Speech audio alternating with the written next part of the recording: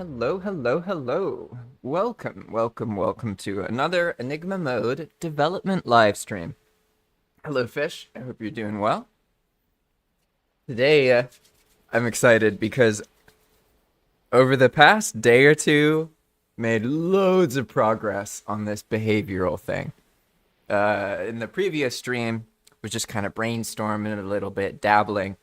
But then later that night, I went into a scripting frenzy for about 6 hours, and surprise, surprise, just with some adjustments the next day, finding, the 10 or 20 mistakes I made, it worked! And it actually worked even better than I thought it would. So that's exciting. And what I'm going to be doing today is showing you all, basically, this is how I develop. I make a new seed, kind of explore a little bit with Devcommands, just kind of get a feel for things, adjust things a little bit. So what we're going to be doing is checking out the non-central start. I know I'm always obsessed about this. And by the way, hello, Tiger. Welcome. I know I've been talking a lot about the non-central start, but I really, really believe that this is key. I think that if you could find one tiny change that you could make to Valheim, just one, and you could only pick one.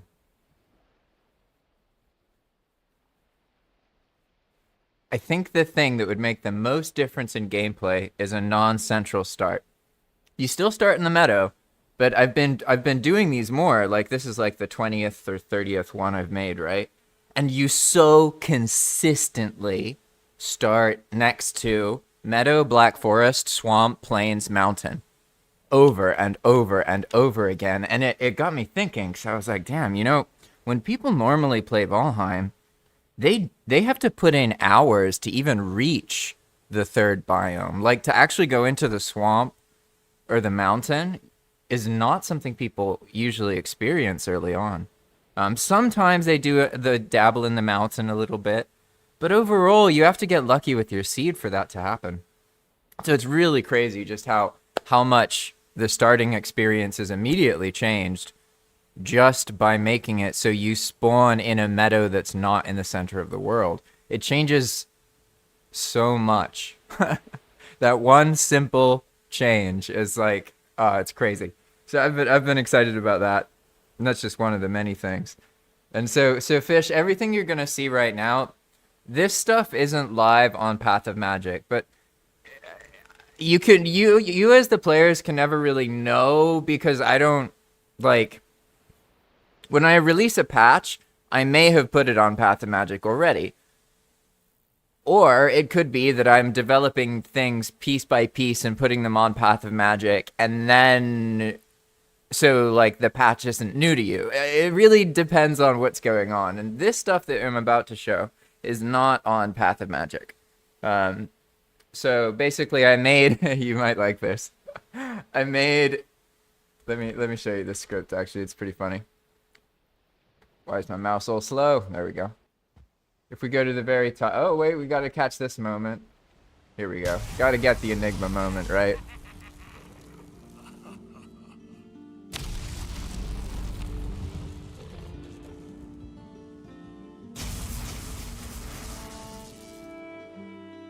All right, let me just put my chair up here. I've been standing.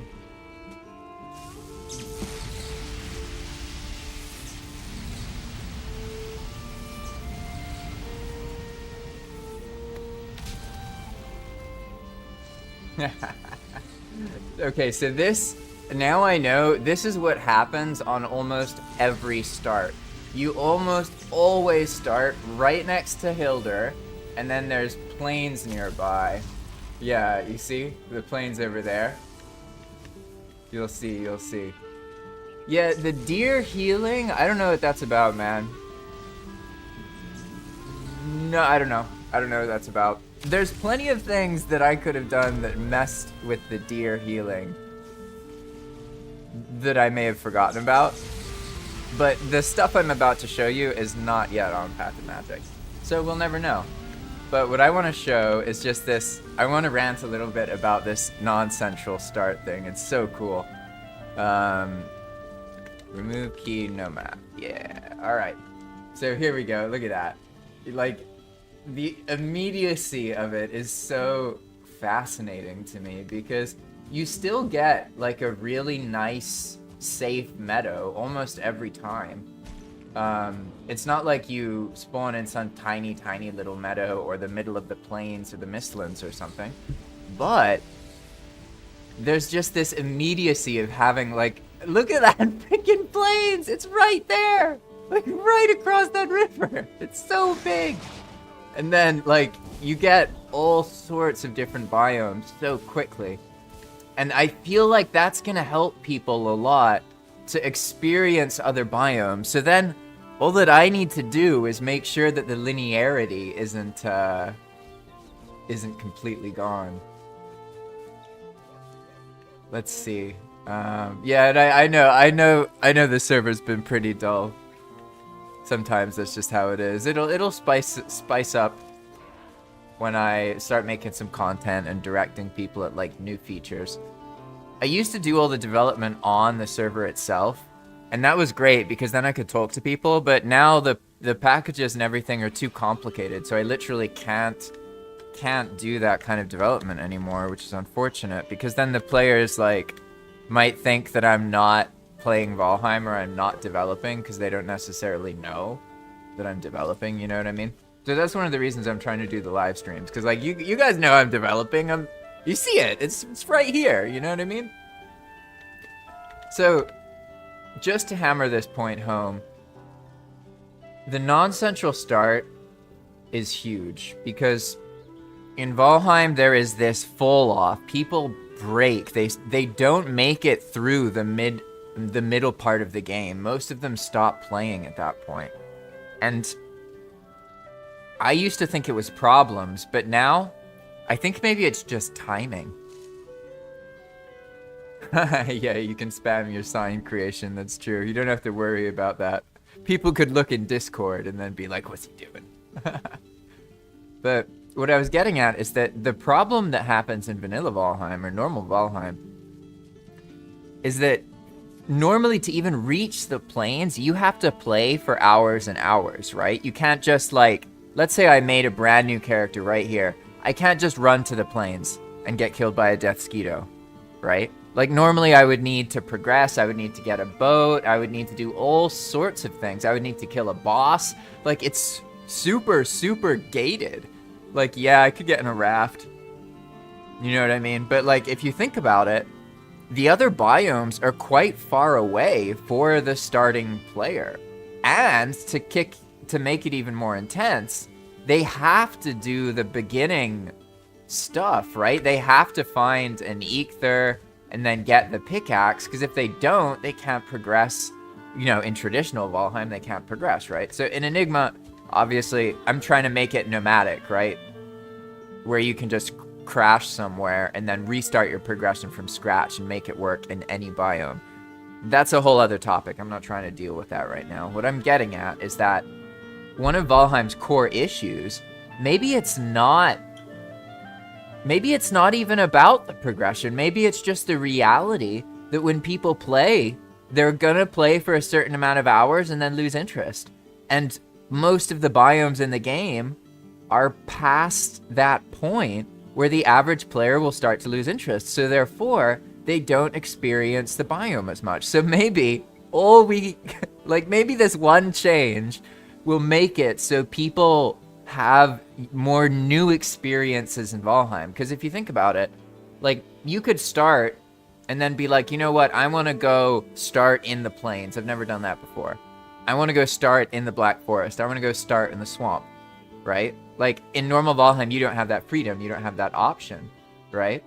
So no, they absolutely are egotypical. You're very right. And like, so basically what we're doing, Dakar phrased it really well. He was like, so basically, you're gonna make the place they want the most the end game. Because they don't, like, the players will want to get to more peaceful areas. Some of them will want, like, they'll like the idea of a meadow that's not surrounded by plains, you know what I mean? So, like, this one, honestly, is pretty big. Like, that's a solid starting meadow.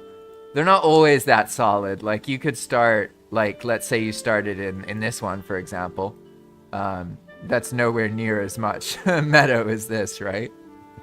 So basically, the idea is that some people are going to want to actually go to the safer meadows, right? But other people are going to want the danger. But by putting the player on that border from the very beginning of the game, and remember that we've made some other adjustments, so like it's no map for them, right? I'm just debugging development, so I'm using a map, but they would use this and then just get like look in a general direction. So I had to add a bunch more of these things to make sure that like there's always one when you start. At least there has been so far. So just remember that when you do this in Enigma mode, you'll get a boss chest, right? And so basically what I did here is I changed the boss chest rewards. So I want to make sure they know like immediately that this is a big deal, a big part of progression, right? And I want to make sure they feel like, this is definitely different than what I expect, right? So they're going to come here. And even though I've told them, you know, that they need to, you know, do the boss chest and stuff, they're going to ignore me. Because I know that's what they do. Even when you have a modded Valheim project and the people who are playing it know that you have a different experience, they will still try and play vanilla Valheim at first because it's what they're used to. It's what the archetypes in their mind are doing. So basically, they're going to come here and they're going to try and kill Eikthyr. And then that's not going to happen, obviously. They're going to get killed. But then they'll realize that they can do this, right? So I have to block something. I have like a spammy message there. Don't worry about that, though. What we're going to do is complete the boss chest here. Because this is going to be something they do within the first, like, I don't know, like, maybe the first 2 hours to 4 hours. So most of them will complete the first boss chest. It's not very far gated, right? So I'll show you what happens in a moment. I need to trophy boar and trophy neck. Nice. Okay. So basically they're going to do this. They're going to put in their trophies, complete the boss chest. And then here's the thing that's different. Instead of just getting the Eek progression item, you also get the artisan table. And this way, every single player who completes the first Eek chest will start. I mean, look, I can still see the center, right? Granted, I would have had to hunt a while to get that neck trophy and that boar trophy. It's not as easy as just spawning it, right? But you can imagine how now, okay, the player within a couple hours of the starting experience, they have access to other biomes almost immediately, and they have access to building the artisan table, which is the ultimate building gatekeeper. Once you have the artisan table, then you can do all sorts of other stuff. You can make windmills, spinning tables, you can make the blast furnace, you can make anything that requires black metal. So like the Galder table and the black forge. Oh no, this one doesn't even require it. So yeah, that's right, you can do that earlier. But you get my point. Like, it opens up the game a lot. Because what I'm realizing, what Enigma taught me, or sorry, what Managing Path of Magic taught me, is that like Valheim basically is such a gated and constrained experience that the average player doesn't get to experience as the like sandbox engine that it is. So what we're doing is recreating the vibe so that the player has lots of choices straight away from the beginning. Because I really want to help players do more of what they like in the game without having to play it a certain way every time they start. Because we doom people to having the same experience that way, right? But now that I've babbled about that, You see how obsessed I am with this central starting thing, right? Now, I can show you the fun stuff. This is what we've been looking at. So, first off, we have this little script here that makes this very special smoke. And if a monster is near the very special smoke, then they will become either a sapper, an assassin, immortal, a vampire, a coward, a lover, a chaser, a Viking hunter, a leader, a follower, a betrayer, a tank, fearful, manipulator, a scout, haunted, a nurse, broodmother, a screamer, parasitic, an idolater, a pretender, an apparition, a bargainer, a debt collector, a dreamer, a martyr, a burning, a pilgrim, a spore bearer, a guardian, a pet, a glutton, a taunter, a riftborn, a mirage, a reviver, a tideborn, a spiky, a reviewer, a shapeshifter, a meteor, a shackler, a hider, or a swift. These are all custom scripted behavior changes, and so far, they work, which is freaking crazy. I got lucky because a lot of them I can just edit like really simple things in Valheim, but these are all like, I'm not telling you ideas that aren't implemented. I'm about to show you these things, and they're gonna be out of balance, and we're gonna be like adjusting the variables and making it feel kind of more the way I want to. So before we get into that, let's look at what am I talking about? This like custom behavior stuff. I've shown you some lists. Well, let's start with making sure I'm in God mode, and I'm gonna need some food. So let's get some lox pie here and probably just some bread. That'll be good. All right, good. All right, I'm gonna get rid of all this nonsense. La-di-da-di-da. Okay, so now what we're gonna do is spawn let's go with a goblin. All right, oh, he happened to be an archer goblin. All right. Normal so far, right? But now let's give him a little bit of this magic smoke here. All right. All right, so now he is a parasitic goblin. Oh, you're all gonna hate me. You're gonna hate this one so much. I already know I'm gonna hear it. So this guy. Oh, yeah, you can fight him. It looks fine, right? You know, I'm in God mode, so he can't kill me. But I mean, nothing seems to have happened, right? Maybe we'll just kill him and nothing will happen. That's fine. But let's say we let him stay alive. Uh-oh. Oh, no. Now we're in trouble. But I'm not going to show you what happens. Instead, the player won't know, right? They're just going to keep fighting. They'll be like, what the fuck is that? And then they'll start freaking out. Oh, I've learned that's the best. It works so well. You can really get people imagining things if you just put a couple words in the right place. Whew. Okay, so we killed him, right? Now we just keep getting this message saying we have parasites. But now that we killed him, well, we got some loot. No more message about parasites. Nothing seems to be wrong. Oh, good stuff. Good stuff. So now let's move on. Let's make another goblin. And let's smoke him up again. Alright, and so now he's a tideborn goblin. Alright. So to show you how these ones work, we actually have to hurt them a little bit. Basically, tideborn monsters are, they heal constantly if they're in the water. Or they're near the water. So because we're up here, this is basically just a normal 2-star goblin. There's nothing too crazy about it. But oh no, I don't want him to go over there. I'm not trying to get him killed right now. So he's gonna follow us. And now we'll see what happens if we bring him over to the water line and start trying to fight him.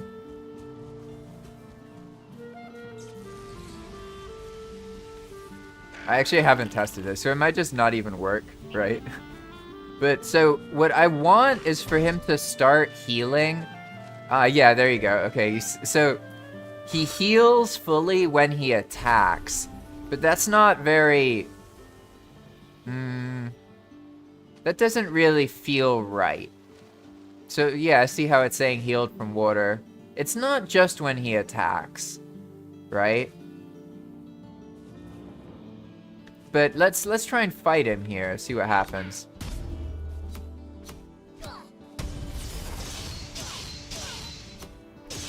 Yeah, see, so he just keeps re-healing. Because you can only, well, you could kill him if you did enough damage immediately. But basically, if you're fighting them, then they're gonna keep healing because they're near the water. But right now, like, I like the mechanic. That part's cool. No problems with that.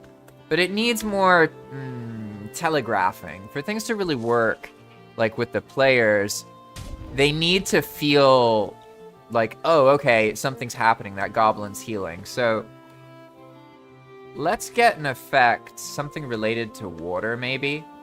Let's, I'll just go into ghost mode here. Now, let's see, VFX, splash, maybe? Maybe, I think there's a splash, right? What is spiky beam destruction? Ah, that thing. Alright, gotcha. Anyway, I need to look at a database. Give me a moment here. We need to go to our handy-dandy tool that Halawa has, which shows us the images. That's my favorite part of this tool. Oh, no. The images isn't what I need right now. I need to search for the splash, right? I swear there is... Oh, yeah, there's mead splash.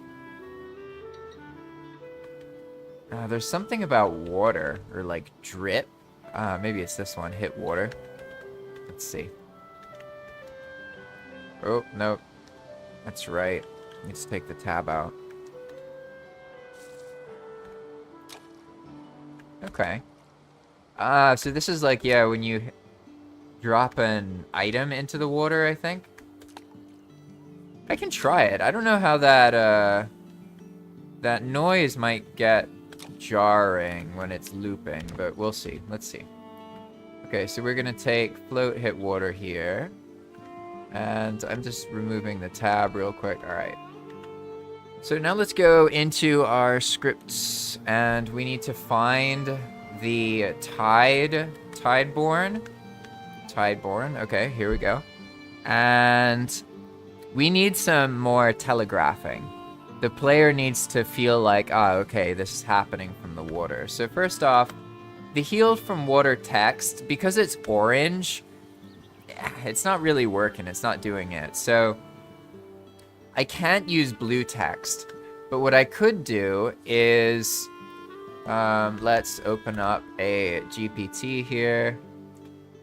GPT is super useful. Don't ask GPT to script for you, but you can ask it for like, okay, I want an alt code symbol that works in Valheim. I need something that resembles water. And then you do a thingy and you can wait a moment. So now we can see which would look most like water. Let's see, we can test this real quick. Ooh, that's got a cool wave. I kind of like that. The water droplets are right, but I think it's kind of lame, to be honest.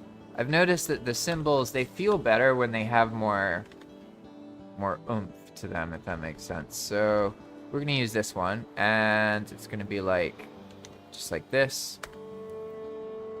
Now this is damaged text, so we can't just pick any color. There's no blue.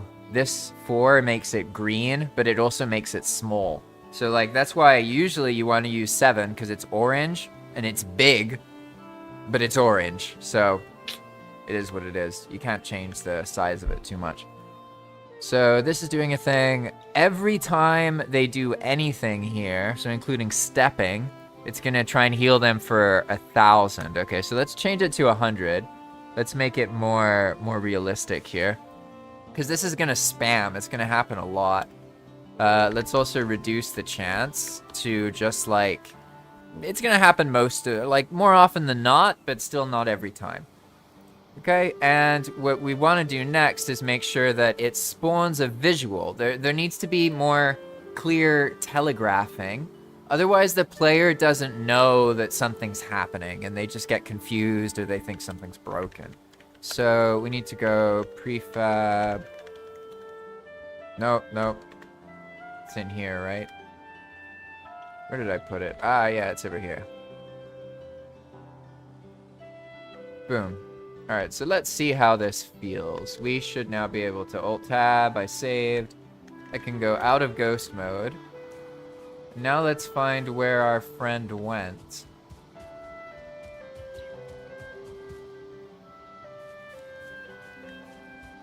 Hey, there he is. Mr. Goblin! Hello! Come back, please.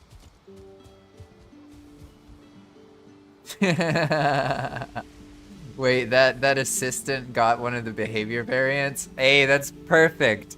Because I just showed you I manually made this goblin have different behavior, right? But that's not going to work in the actual game world. They need to show up by themselves, right? So let's see what's gonna happen here. Yeah, there you go. So it's very subtle. And I didn't see the... Did you see this thing spawn? Ah, yeah, it is spawning, but it spawns where their feet are. So let's make this a little bit more obvious. We're gonna go with position 0, and then we want to make it go up. Maybe not too much, though, so let's overdo it a little bit with 2. It's probably too high. Who knows, though? We'll see. Maybe it's just right. Come on, Mr. Goblin. There we go. Yeah, okay, so it's a bit too high because it's a goblin. You can imagine how, like, alright, depending on where the monster is. Like, now that he's out of the water, right?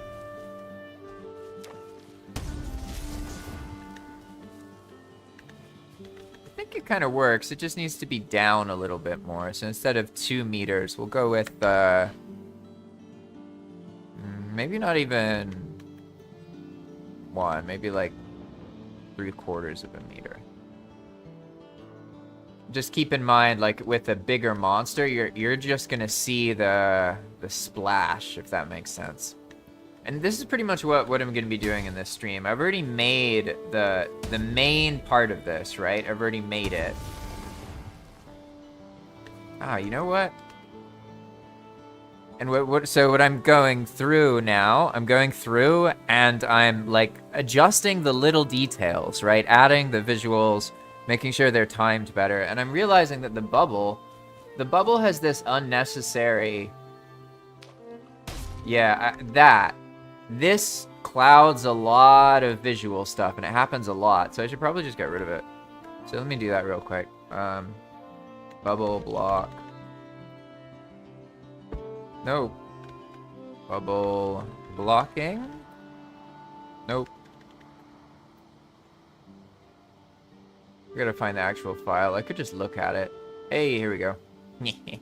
Sometimes I can get away with just searching for things that way. Alright, so here we have our bubble block, and this is the thing. I can just get rid of this. Probably, I put that in there because I thought it would look weird with the bubble just vanishing, and it does look weird, but this doesn't make it look any better. So I can just get rid of all of it, to be honest. So we're just gonna find these. And this is the power of, like, one of the main ways I'm able to develop is by doing a lot of this kind of thing. Like, you may have a really long script, but as long as you set it up in a modular way, then you can just, like, edit the whole thing all at once, like you just saw me do, right? So now that I've done that, in theory, I can now get a bubble, right? And I'm not gonna get covered. See? Now when I get the bubble, I don't make a bunch of smoke, so to speak. Oh no, did I use it in a ban? I may have, without realizing it, messed that up there. Let's see. Ah, I see. It's actually part of the script. 1 second. I haven't looked at this in a while, so basically that means that the thing I was just using, the bubble, is checked against somewhere. Let's see. Ah.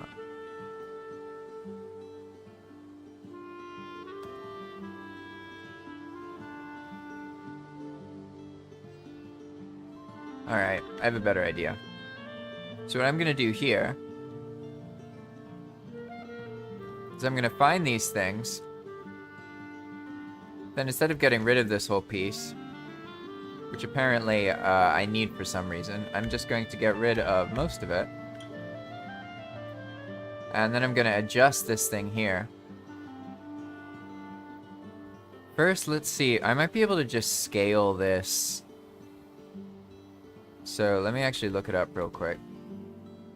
If it's scalable, I can just make it like vanish, but it's not scalable. So basically what I'll do is I'll just do this. We're just gonna hide it in a very simple way that's not, it doesn't really make sense, but I think that'll do it. Unless I actually did a different kind of object check, but let's see. So it appeared that, yeah, basically that line is necessary for the shield visual remover to work. So probably, yeah, there we go, that's better.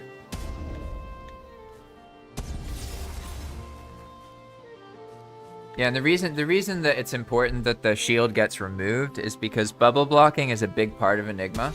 It's a constant, right? So you can see that blink moment where it vanishes. That's the moment that I was covering up with all those extra visual effects, but basically that was out of tune. But for now, this is fine. I just wanted to neutralize it so it wasn't getting in the way. Now we can show exactly how this Tideborn goblin works, right? It's looking better now, I can tell already, because when he's up here, right, we can fight him. It's fine, right? But then if we just get a little bit closer, like this, I don't know, should it be that they have to be in the water or just close to it? Because if they have to be in the water, then it's not really going to happen that much, you know what I mean? Whereas now you can see something's clearly happening, right? What happened to the heart, though? Ah, no, it's above him, okay. Let's change that a little bit. So, let's resave that, that's good. What we want is this here. Let's reduce it so it's like 0. That just changes the height of that little icon. Which really, yeah, there we go. That's a little bit better. I think maybe it just needs to be up like a tiny bit more. And then this is adjusted enough. I'm happy to move on. Yeah, there we go.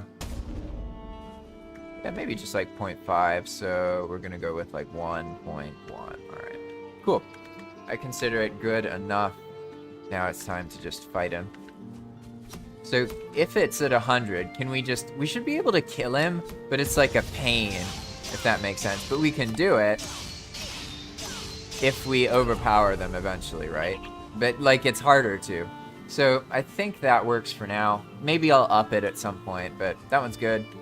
Now it has better telegraphing. So let's move on to our next behavioral change, because this one actually happened organically.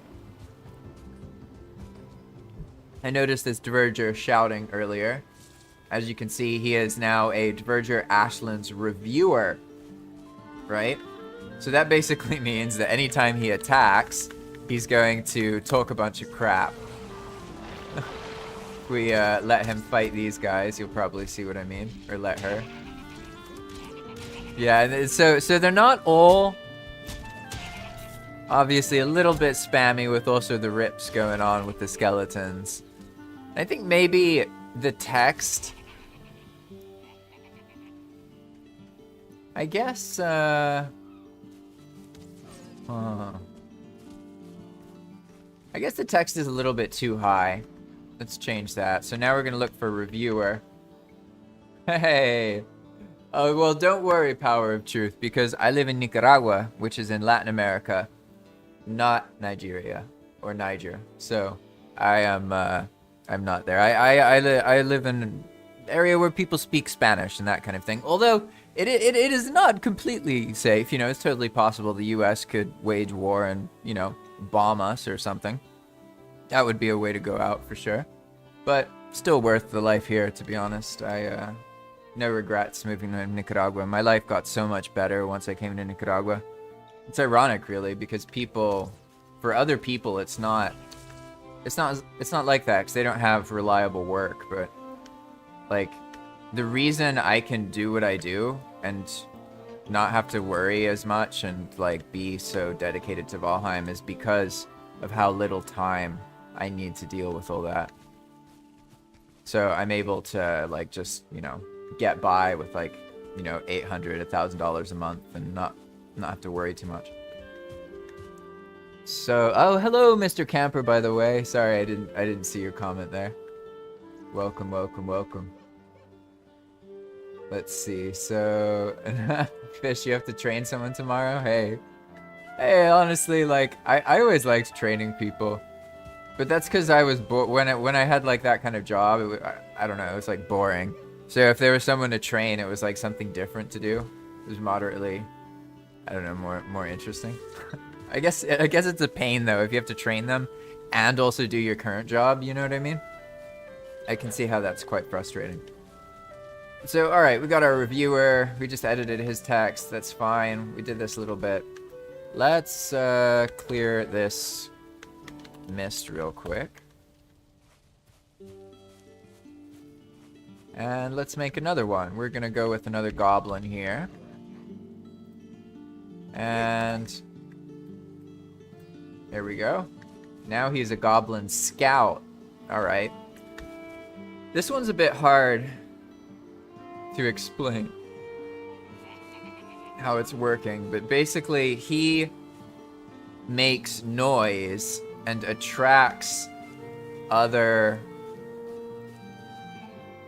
enemies. Yeah, so in this case, he attracted the Diverger.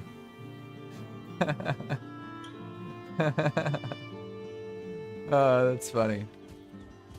So the scout, I think he needs something to make it feel like it kind of did feel like he was scouting, right? Because he didn't aggro me so well.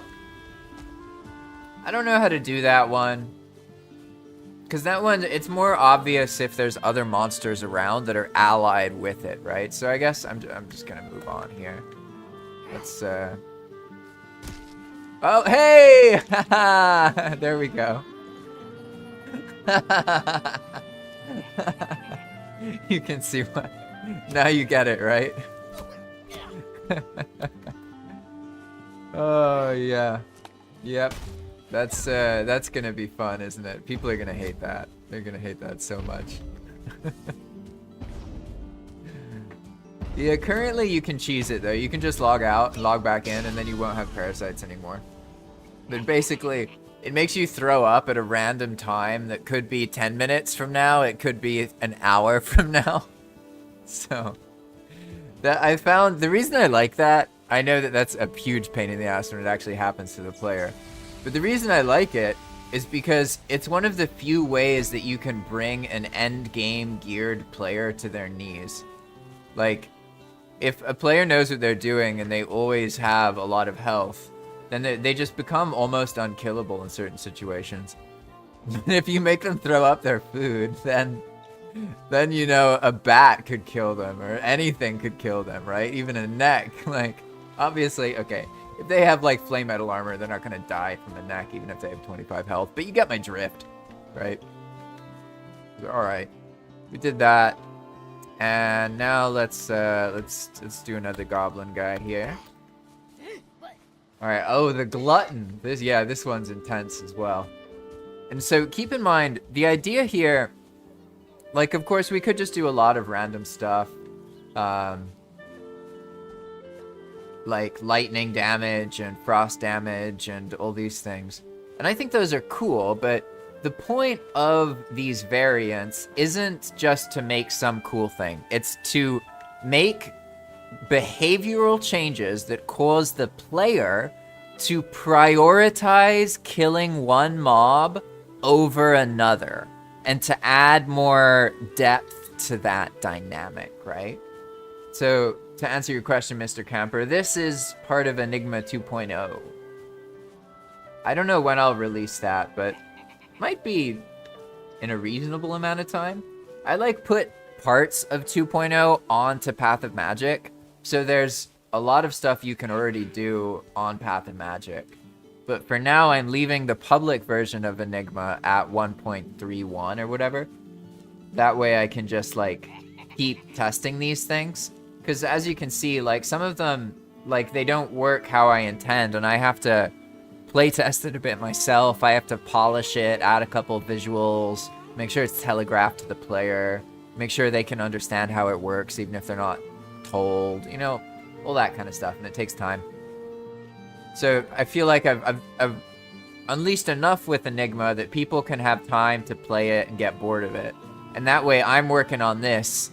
Then when I release this one, it can be like a new wave of interest in Enigma. That's my plan, at least. I don't know if it's gonna work according to plan, but that's the idea.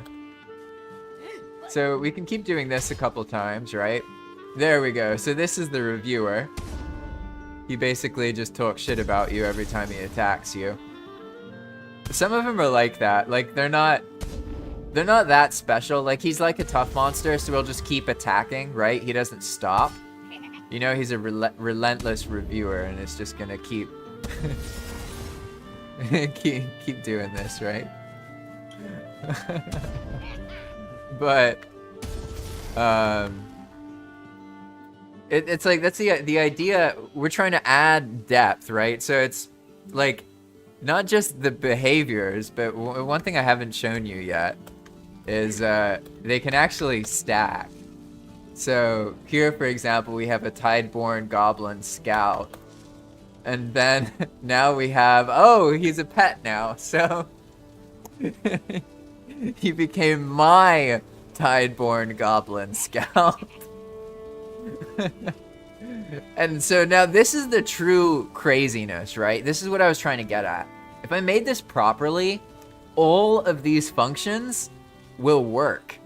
So he's now friendly to me, but he's still making a bunch of noise that will attract enemies, supposedly. And also, he is Tideborn. So let's distract him a little bit here. Let's get some normal goblins that he can just kill. Come on, my friend, over here.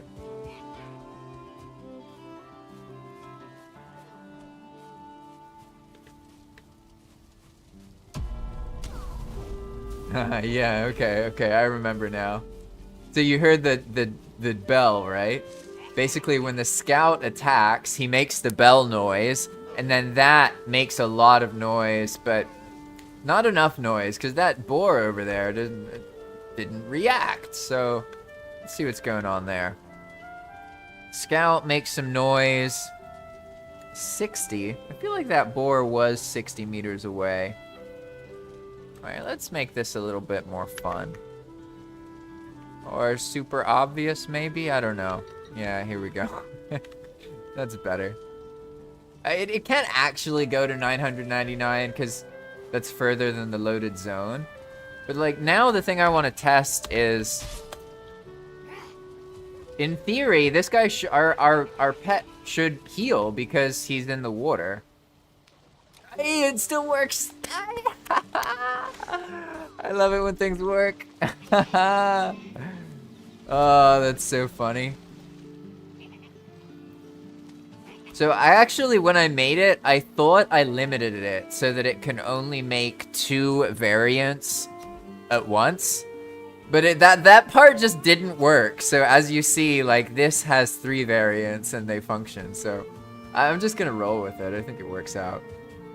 Let's move on now, because this is actually a structured lesson. I got more to show you. Basically, this is just the beginning. What you've seen, if you noticed, there's only a couple of the variants that I showed earlier that are showing up, right? Because if you think about it, okay, this list was pretty long. There's a bunch of stuff here, right? But you've been seeing repetition, right? Of like Tideborn and these things. It seems like it's picking from less, and that's because it is, because we're in the meadows. And some of the variants are too crazy. They're like too intense, right? Like one of them basically makes the monster explode violently in a way that would kill the player if they're next to you. So I figured, okay, maybe that's better in the Mistlands and the Ashlands, you know what I mean? Instead of just being in the meadows, right? But so let's actually go to a more dangerous biome and then start testing there. So let's go. We're gonna find a plains, surely, right?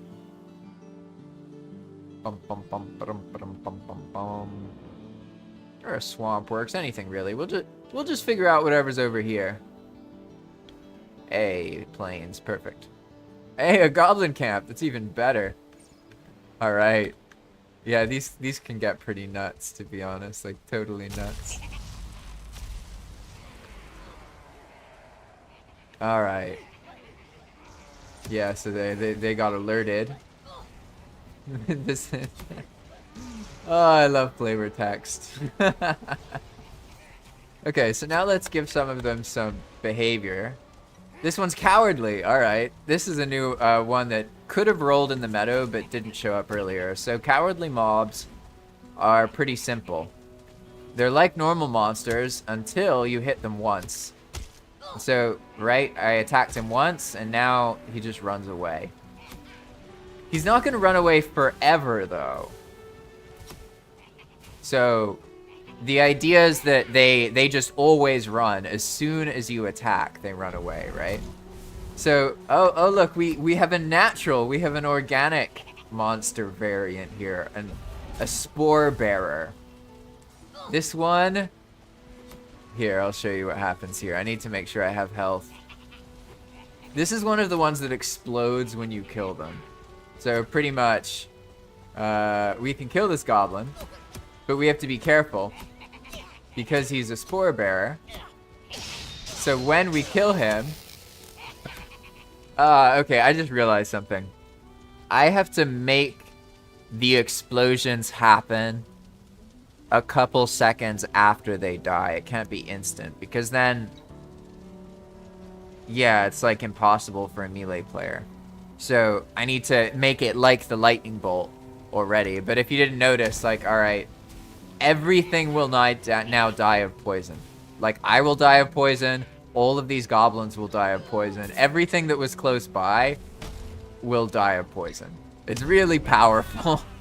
So, like, I need to make sure that it's properly telegraphed. So let's look at it again here. And we're going to go spore bearer. Yeah, so basically, the spore bearer spawns the blob AoE, and then it pokes some other stuff, but it's happening on a destruction event, so we need to keep that in mind, because if you try and make things happen like later, too far later, then it cannot happen because the original triggering prefab is like destroyed. I don't know exactly how it works, to be honest, but I've just got by with that basic rule of thumb. So we're gonna make the blob AoE thing a little bit more noticeable. The shaman prey thing, alright, that looks alright. I think this might not be right because it's now rotated, so this goes somewhere else. This isn't the Y anymore, but we'll see. I need to look at it again. Yeah, you can see it does 1,000 damage. So it will kill you. Like, you're gonna die if you get poisoned by this. So will any monster nearby, right? So obviously, the player needs a chance to get out of the way, right? And there needs to be kind of a sense of an explosion, right? I think I know what sound effects to use because the lava blob already has blob lava. Yeah, there we go. the blob lava already has like a growing, swelling noise, right? So maybe we can just use that explosion sound combined with like some greenness and then a delay. Okay, that sounds like a roar. That doesn't sound like a swelling like I was hoping. So maybe it's grow. No. What about death, maybe? Alright, I guess it probably plays this one and the death and that. So it's like a swelling followed by the pop. Okay. I guess that works. We'll do that. So what I need to do now is give some telegraphing to the player so that they can get away, right? So this thing, I think, will happen straight away, this part right here. But then the poison damage needs to be delayed. The whole thing needs to be delayed a bit. So let's go with 3 seconds. That's probably enough. And it needs to be very clear. They see the green and they're like, oh shit. If I'm where that is, I'm screwed. So let's actually look at spawn. Let's look at some visuals that have like a green popping. We really need that green popping that seems like poison. So maybe the blob, like just the normal blob. And then death, VFX. Yeah, there we go. What does that look like? VFX, blob, death. I think for the, hey, that's perfect. Hey! Okay. So, yeah, let's replace this blob AoE, or maybe just add. See what this looks like. We have our spore bearer. No, I need this one. We're gonna add here. Okay, so we have the sound of the swelling. That's going to happen immediately. And then we have the popping, but we don't want that one to happen straight away. That's not good. Rather, for this, we want this one to happen straight away. And then there's like a little bit of time. And then the death is at 3 seconds later. So if you're there when that thing happens, oh, you're in trouble. So that means these need to show up at like 2.8 maybe. Let's go with that. So the swelling, that's this noise here. Then the visual is right here. So this needs to be delay at like let's go with 2.7. That's probably fine. And then also the blob AoE here. How do I want to do this? Do I want to use both of them or get rid of one?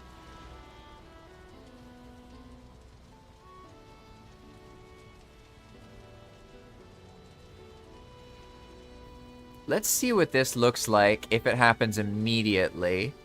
There needs to be clear telegraphing. So the mob explodes and you're like, oh shit. And then you got to get out of the way and you have a couple seconds. And if you don't, you see that second explosion and you're screwed. So maybe this one can be 0. And this will telegraph the damage. This will telegraph the get out of the way. We still need like a pop. We need an explosion noise basically. So let's see, spawn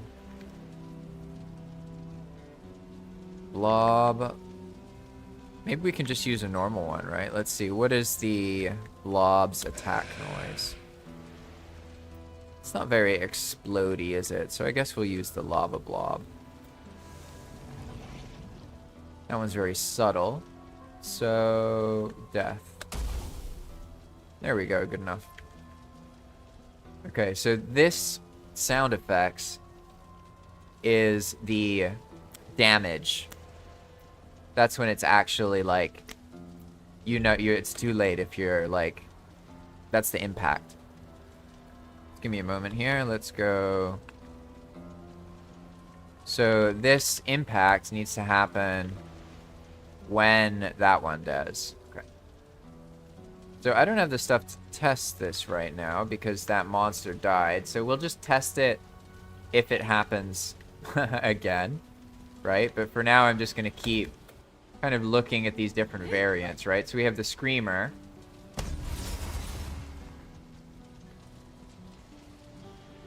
What's going on with him?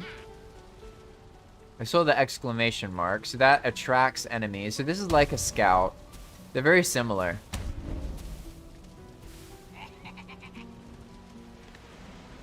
Let's fix this real quick. I wish we could do... I wish there was an RPC goal to do what I just did. That would be so nice. Ah, there we go. Okay, so you can hear him. I feel like it's not really obvious he's screaming. But basically, he's aggroing enemies. At least he's supposed to. Oh, I bet I knew it. I think I probably did the wrong kind of RPC call. Maybe the noise isn't even working as a result. No, it is object RPC. Well, alright. I'm just going to make this a big number then. Worked last time. Boom. And this can be like 1. Gonna be 7. That's okay. Here, this is the noise that it's currently using. It's too subtle. We need something that, like... Yeah, that wasn't very noticeable. Maybe the... Elder? I think the Elder has a scream, right? Scream? Yeah. Yeah, I mean, it's not very high-pitched, but whatever. Maybe that'll work. We'll just go with that.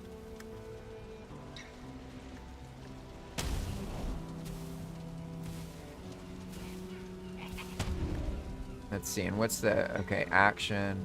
So only when he attacks. Let's make it so that when he moves, it can also happen.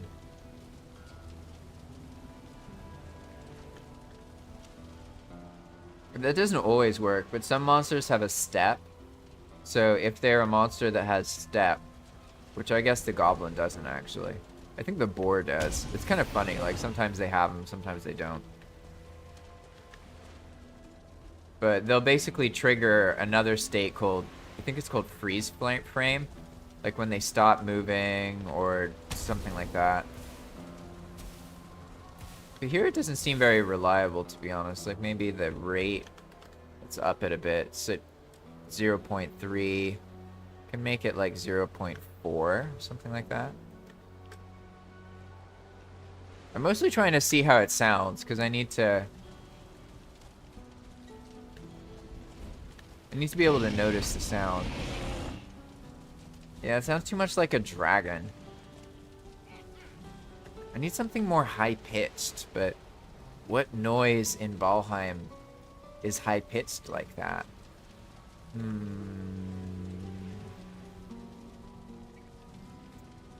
I don't know. Let's see. Sound effects.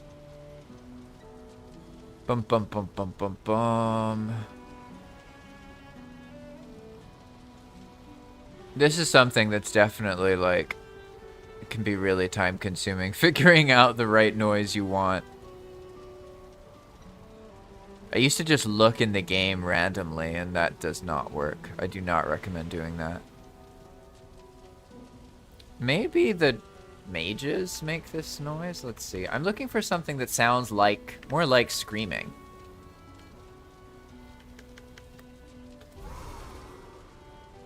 That's better, but it's very subtle.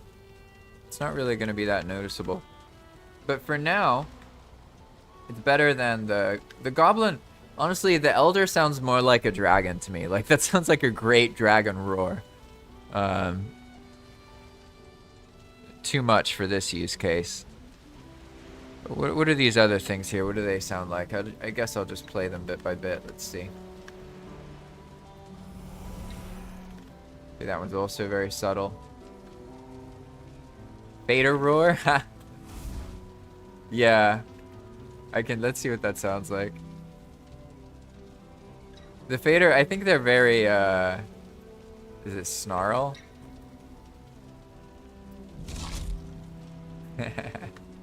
Vader's got a bunch of cool effects, to be honest, but they're too epic. I need something that's like squeakier and smaller, if that makes sense. So that's why I think probably I'll go with that charred one, but let's just see.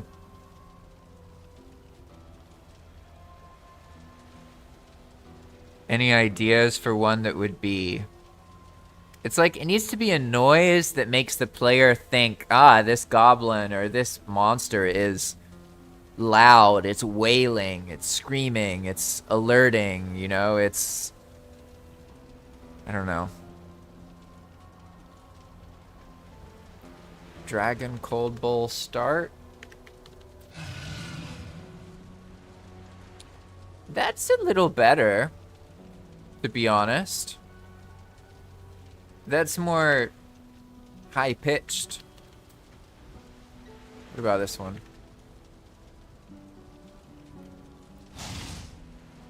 No, okay. So far, this is the winner. Let's, I guess I can I, like, do both of them?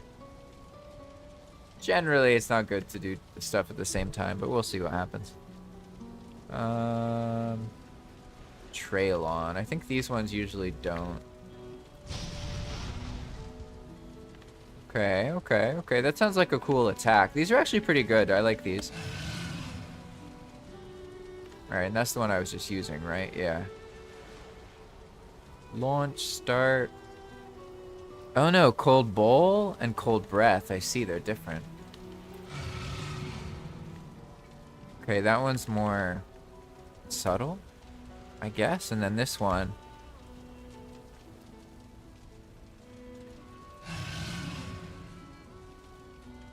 Yeah, I'm gonna go with this one.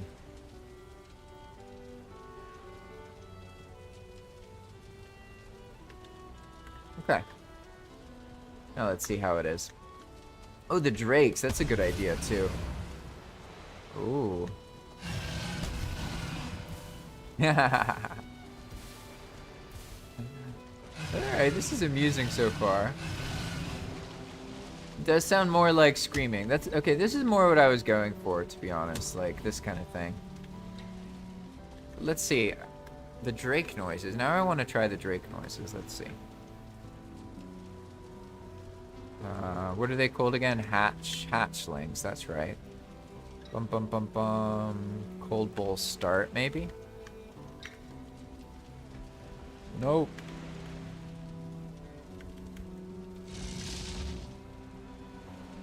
Sounds like bones rattling, to be honest.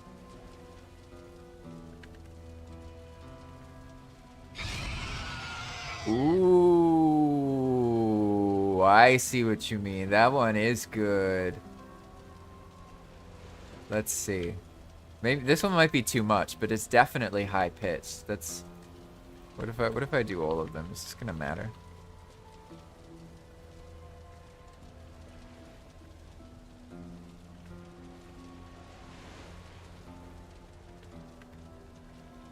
Let's see.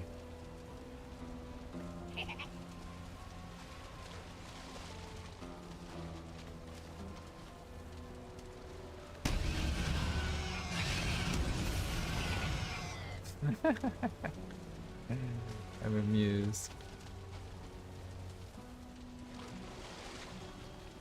Let's see though, he needs to like... I guess there's no enemies around me, that's why. I was gonna say, like, he's not attracting any enemies, but what enemies would he attract, right? Oh, he's swift now. Is he faster? I think so. Yeah, he's a fast guy. That's funny. I like how they just get these different behaviors, like, in the middle of me testing them. It's amusing.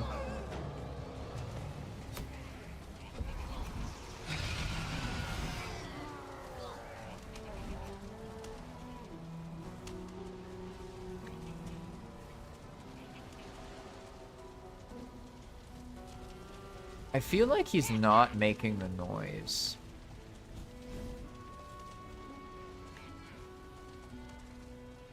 Kind of hard to tell, though. The noise is an object RPC. Yeah, that's right. I think so, at least.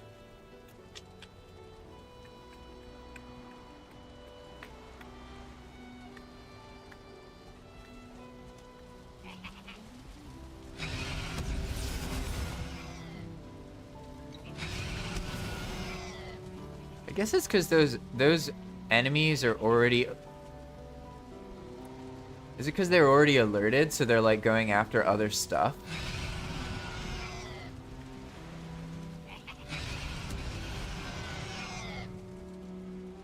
Except that he doesn't give a shit. Look at him. He doesn't care. Obviously something isn't working here, right? Okay, let's look for the tattle, because I think the tattle works.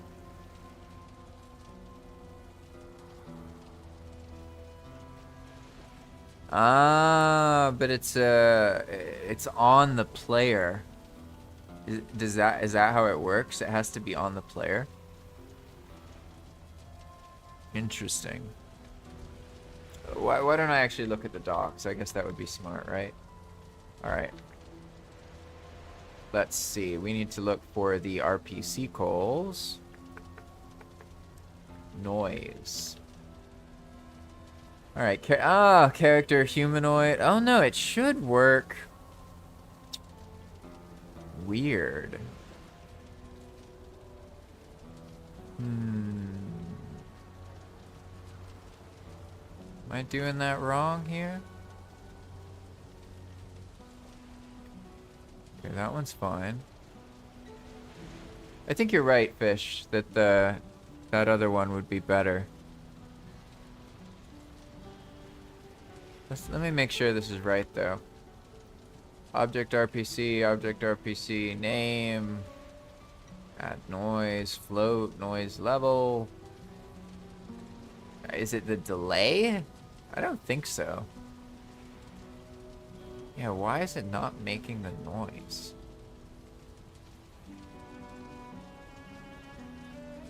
I could probably just spawn something that has noise in it. That's always an option. But for now, I'm not going to worry about it.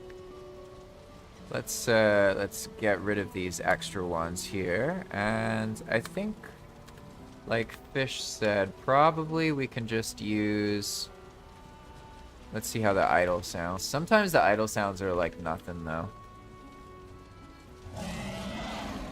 Oh, no, that is quite... Actually, that's quite long.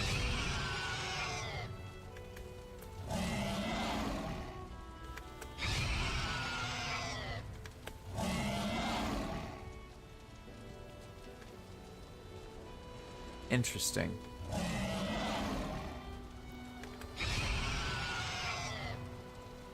I guess I could use like both of them. Maybe add some like variation. That's probably how I'll do it actually. Oh no, I need this one. Here. So right now this is happening. What I can do is do it like this.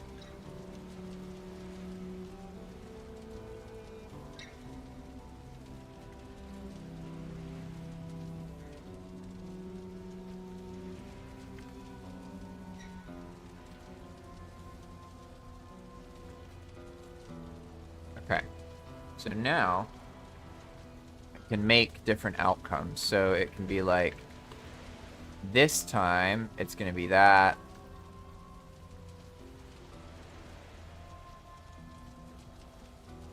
Next time it'll be this. So we'll make 3 different variants. So each time it screams, it'll make just one different scream. Okay, and so we can make it so that hatchling idle. Oh, nope.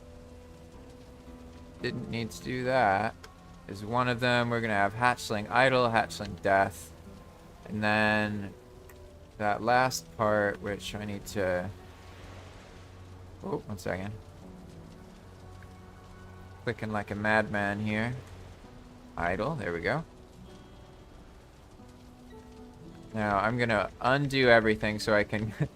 I'm too lazy to refigure out what I deleted, what name it was.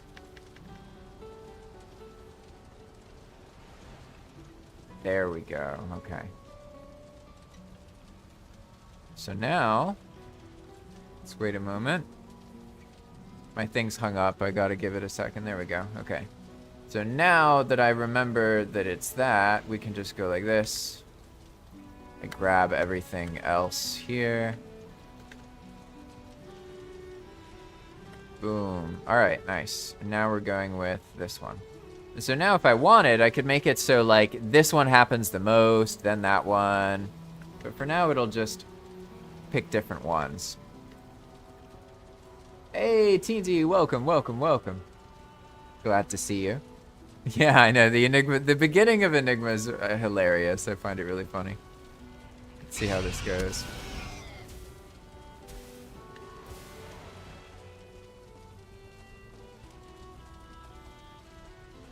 Well, he's definitely faster.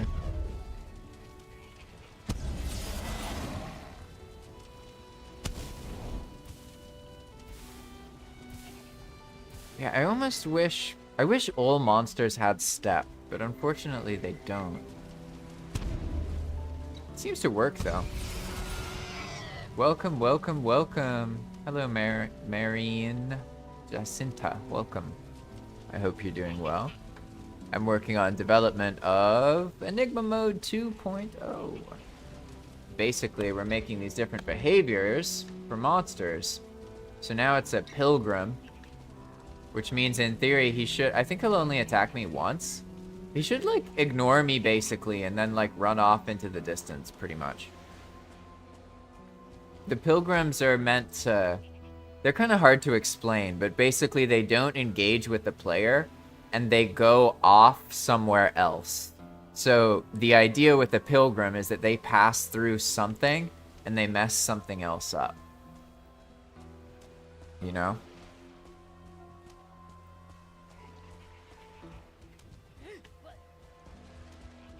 Let's see. Fish says there's another sound effect that they make that's pure screech, huh? I wonder which one. Oh, maybe it was the alerted one. I skipped over that one. Let's see. Ah, yeah, that is it. That is it, yeah. That, for me, that screams hatchling. So, like, I definitely think of that mob when I hear that noise. Whereas the other ones, I don't know, I can get away with it. Hey, there we go. I still got parasites. Oh, too funny, too funny. Alright, so... tested that out. I guess I can try a couple more here. Let's, I'm alright with them for now. I've noticed that basically I do my best work if I work on something for a bit, move on to another thing, move on to another thing, move on to another thing. If I spend too much time in one place, I kind of end up wasting time and not really developing that fast, if that makes sense. So let's make him a big guy. Alright, he's... Oh, a shapeshifter! Hey, this one is one I want to test. Alright, let's see. Let's see what happens. I don't remember what the rate is for this. Let's see. Hey! Alright, so he was turned around there. Huh. Yeah, power of truth. So just to be clear, I'm not Nicaraguan. I was actually born in Sri Lanka, on the other side of the world, to an American mother and an English father. But then I lived in the United States for my teenage years, and I moved to Nicaragua 6 years ago. So I live here as a foreigner who earns money online, which is why it's easier for me to, like, be okay, if that makes sense. Whereas most locals here, they have trouble finding work. It's really hard to find a good paying job in Nicaragua. So even though you can have a really good life with just $1,000 a month, it's not easy for local people to find... Whoa! Okay. I don't know how I feel about that. Huh.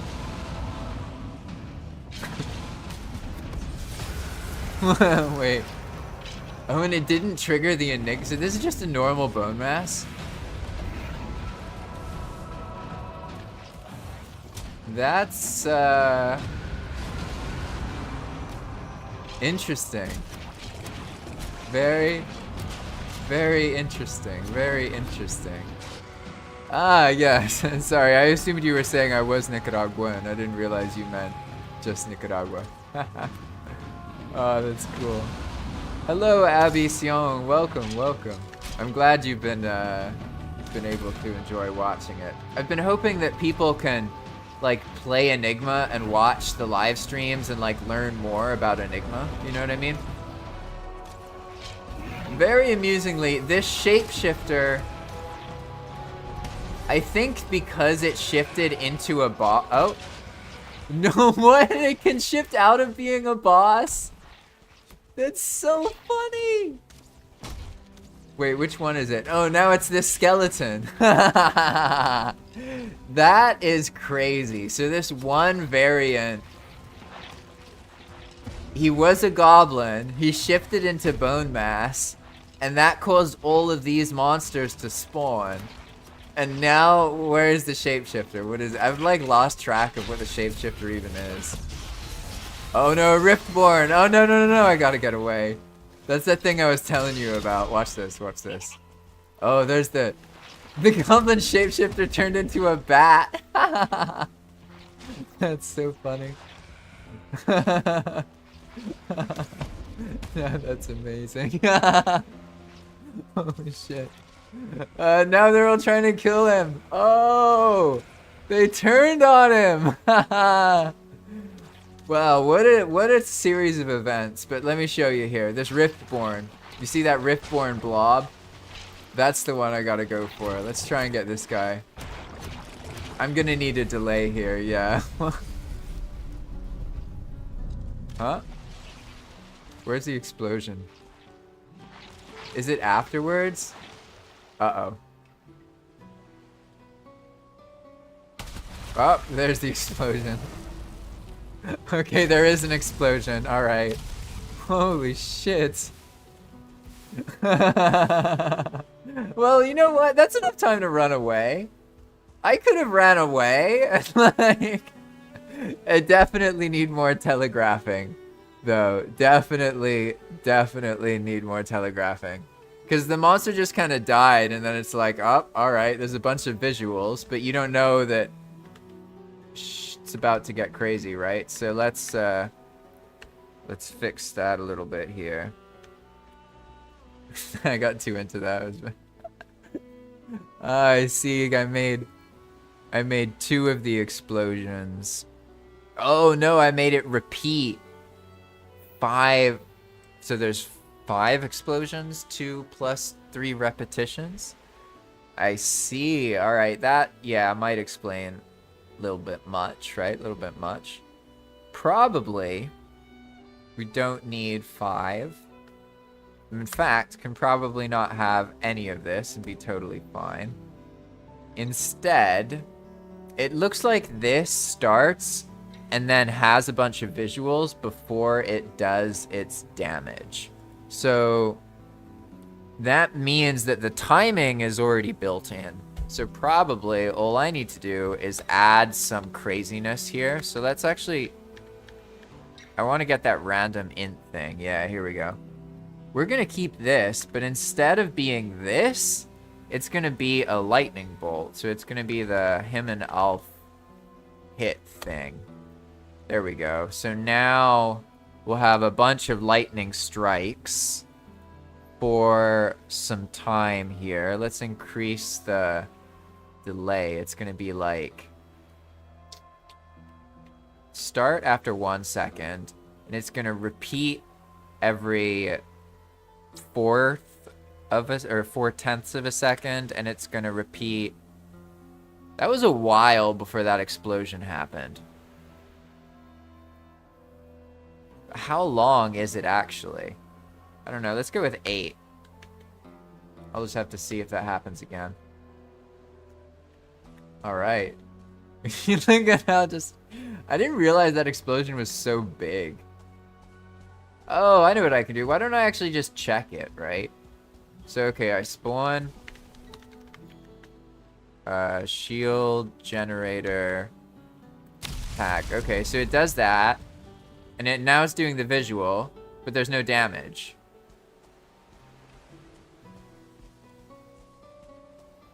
That's not what happened, though. Oh, okay, I see. I was spawning the FX, that's why. We want to spawn the actual prefab.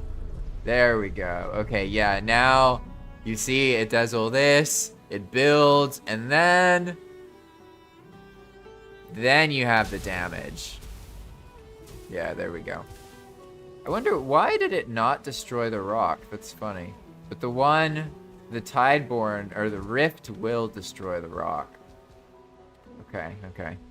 Well, I see now why making this one happen 6 to 5 times, that was too much. But making this happen a bunch, now it'll make sense. It'll be like lightning striking, basically.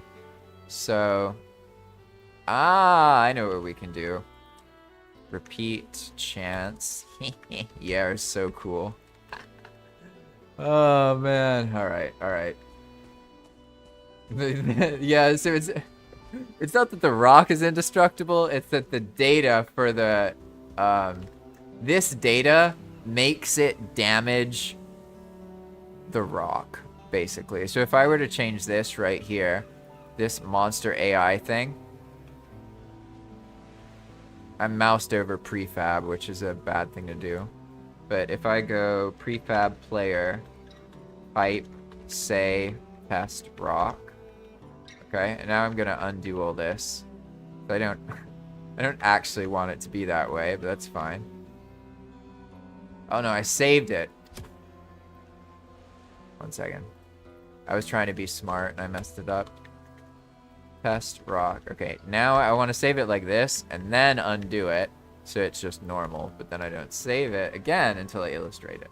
So now what'll happen if we go over here and I go test, rock. Nope, nope. Maybe I have to be... Did I do all caps? No? What did I do?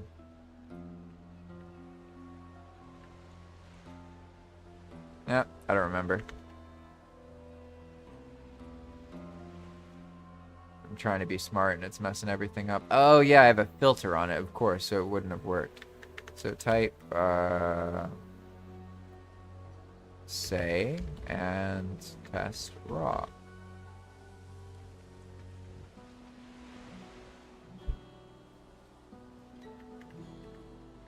There we go. Now it'll work. And I can just undo it. Okay. Yeah, there we go. So now the rock should get all messed up.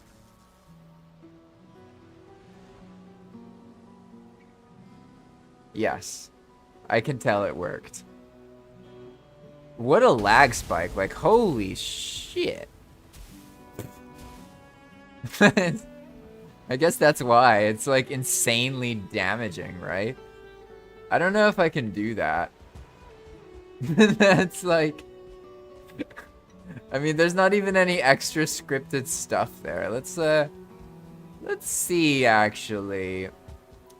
Maybe that should just be visual. Yeah. Let's see. Let's see what happens if I do that over here.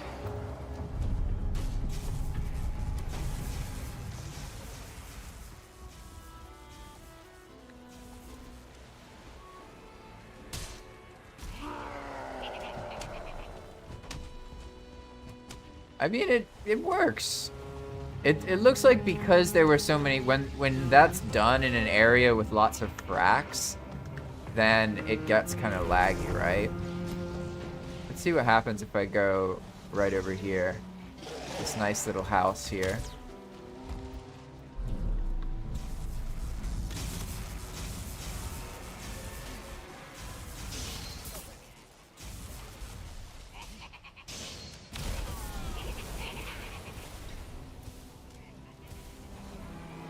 The house is gone.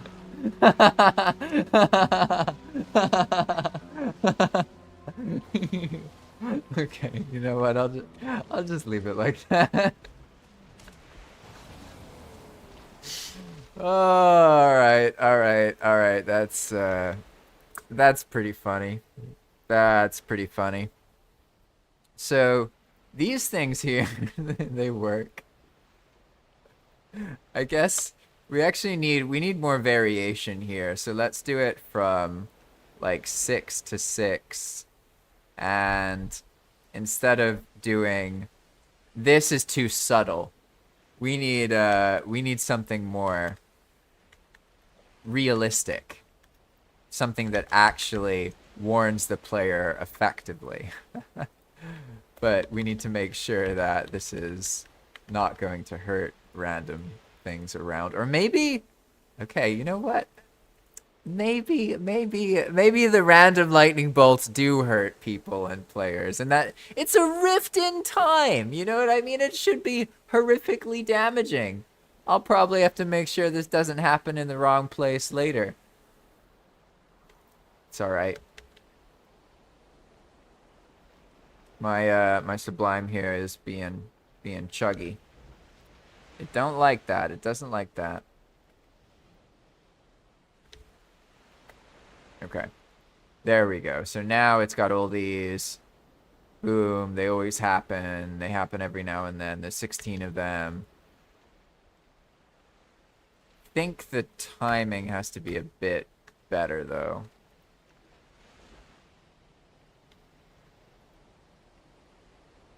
Now, I'm actually just going to leave it like this.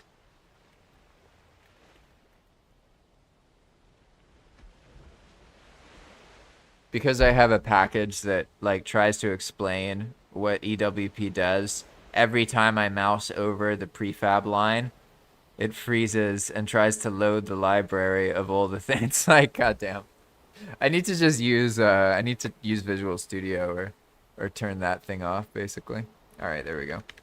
Player type say, oh, now it's testy rock, huh? Okay, that's fine. There we go. Okay. That house. Too funny. All right, let's reset this goblin camp here. This is something else.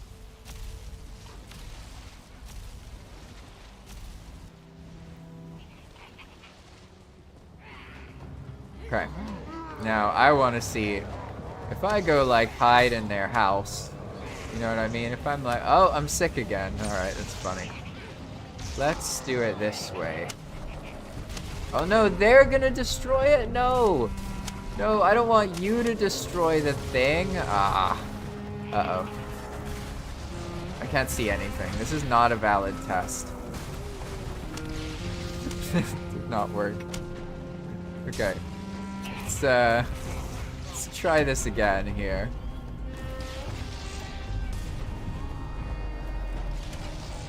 Wait, where's our lightning bolts? Lighting, that might be why. Lightning, not lighting. And then, of course, I need to redo this for the 100th time. Why don't I just copy this? Yeah, I know what I'm going to do. I'm just going to copy it. No, no, no, I'm going to be smart. I'm going to be smart. You ready? You ready? I'm going to be smart. Oh...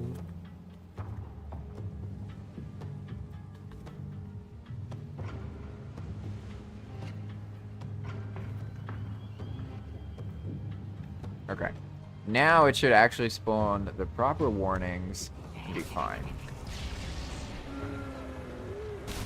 After it...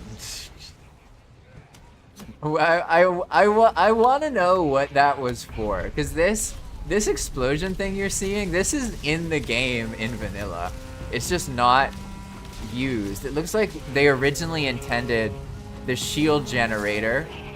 It's so powerful. Holy shit. They originally intended the shield generator to be able to explode, basically. Looks like we have a glitched naked goblin there. Do we have errors in our bet log? No. Interesting. Interesting. Alright, let's see. There's the rock. Nice. Lightning's working now. Good.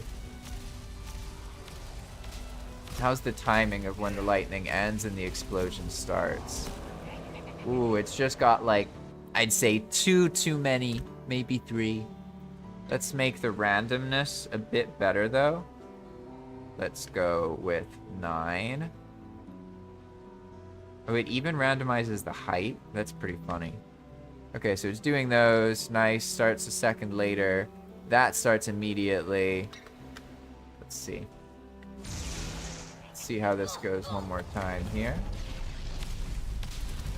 Ah, I like that. That's a better spread. There we go. Very cool lightning storm kind of thing.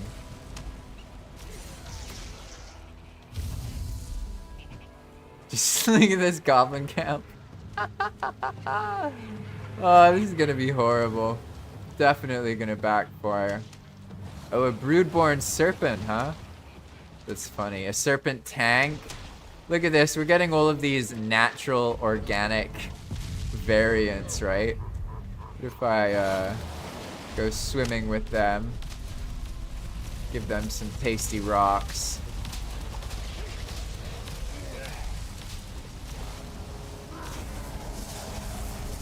Ah, there was a debt collector there. Oh, so much stuff going on. It's impossible for me to know what's happening. Oh man, I'm very amused though at all of the just look how eliminated everything is. Something is definitely wrong with some of these goblins here. They're like moonwalking, naked, and invincible. So I've got a mistake somewhere. You see, they get like, this is on single player as well, so it's not like a server out of sync thing. That means I have probably like a typo. That bunny. Poor bunny. Oh man. Alright. Let's see, I can probably give them enough variant. Oh no, I'm not trying to do that anymore. It's alright. It's all good. I can probably give enough variation.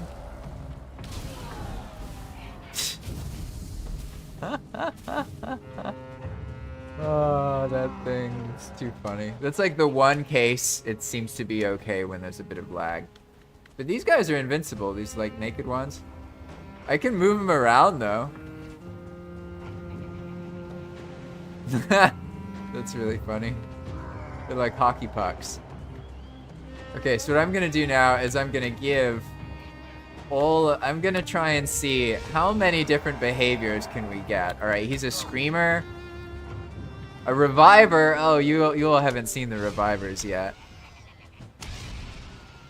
These are too strong though. So the reviver is pretty nuts. Like, let's I need a stronger weapon.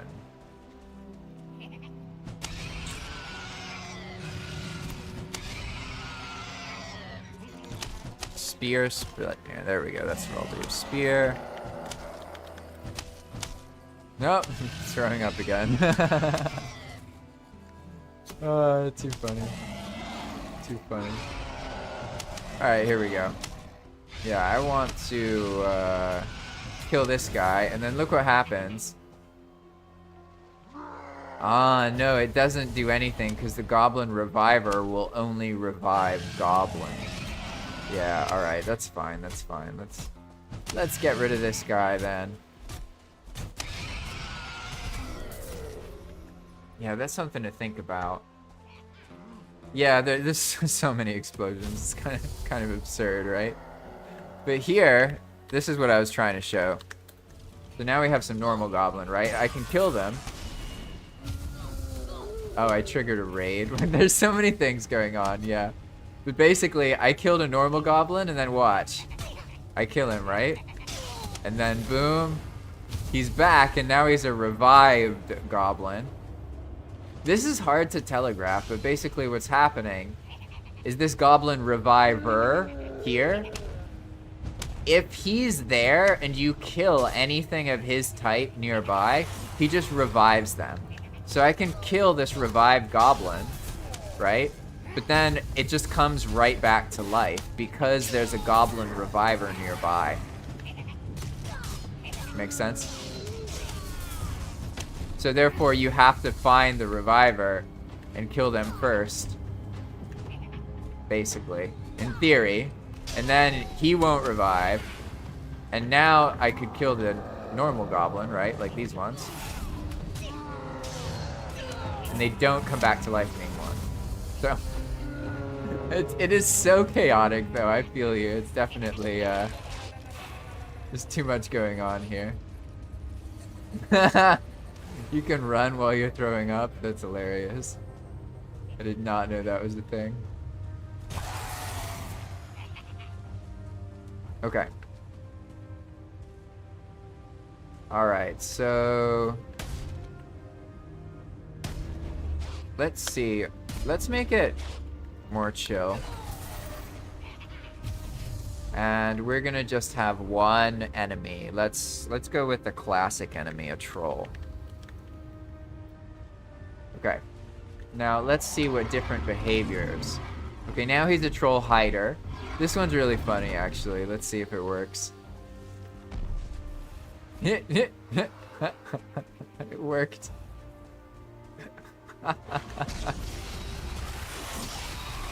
Watch, so like, yeah, you think it's a normal tree. You're just chilling. You're doing your thing. Right? So they look at the, there you go, then boom. Now look, he's back. They look at like a nearby tree and they become the nearby tree. I need to get the actual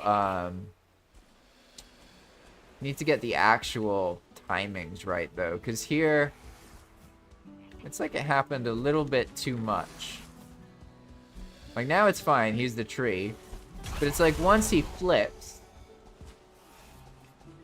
it's ideal if he doesn't immediately flip back. And now like we know who he is, right? But we can't hurt him.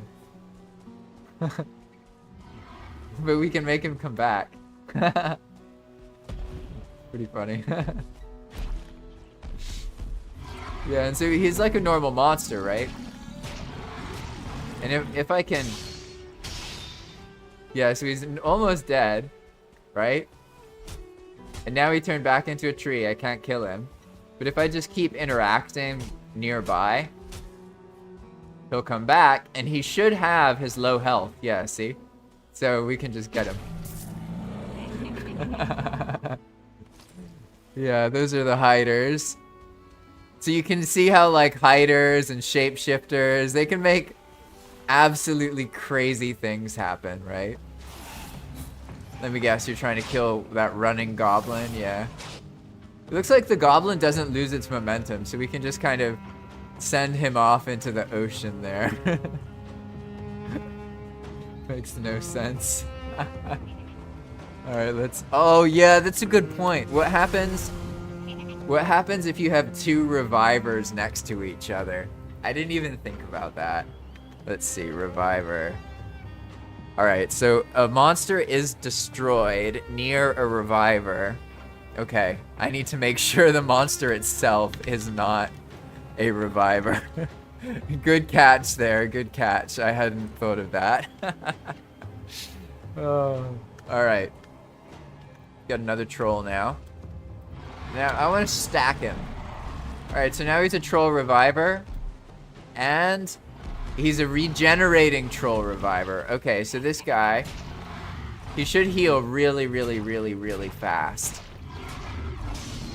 Yeah, so like you can kill him if you burst DPS him. But if you leave him for like, you know, 20 seconds or 30 seconds, he's just, boom, gonna be back at full health, right? Okay, so that's working. He is regenerating. Let's see how much we can stack, right? Oh, he's my pet now. Yeah, so the reason that's happening is because these goblin are glitched. So they're basically game objects now that are stuck in just an animation. It looks like they're running, but that means their velocity isn't getting reset.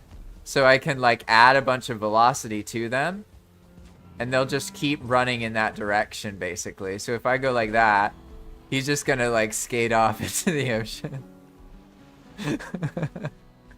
It's, yeah, that means I have a typo somewhere and it tries to read the data, but it gets corrupted and it's invalid. So then that happens.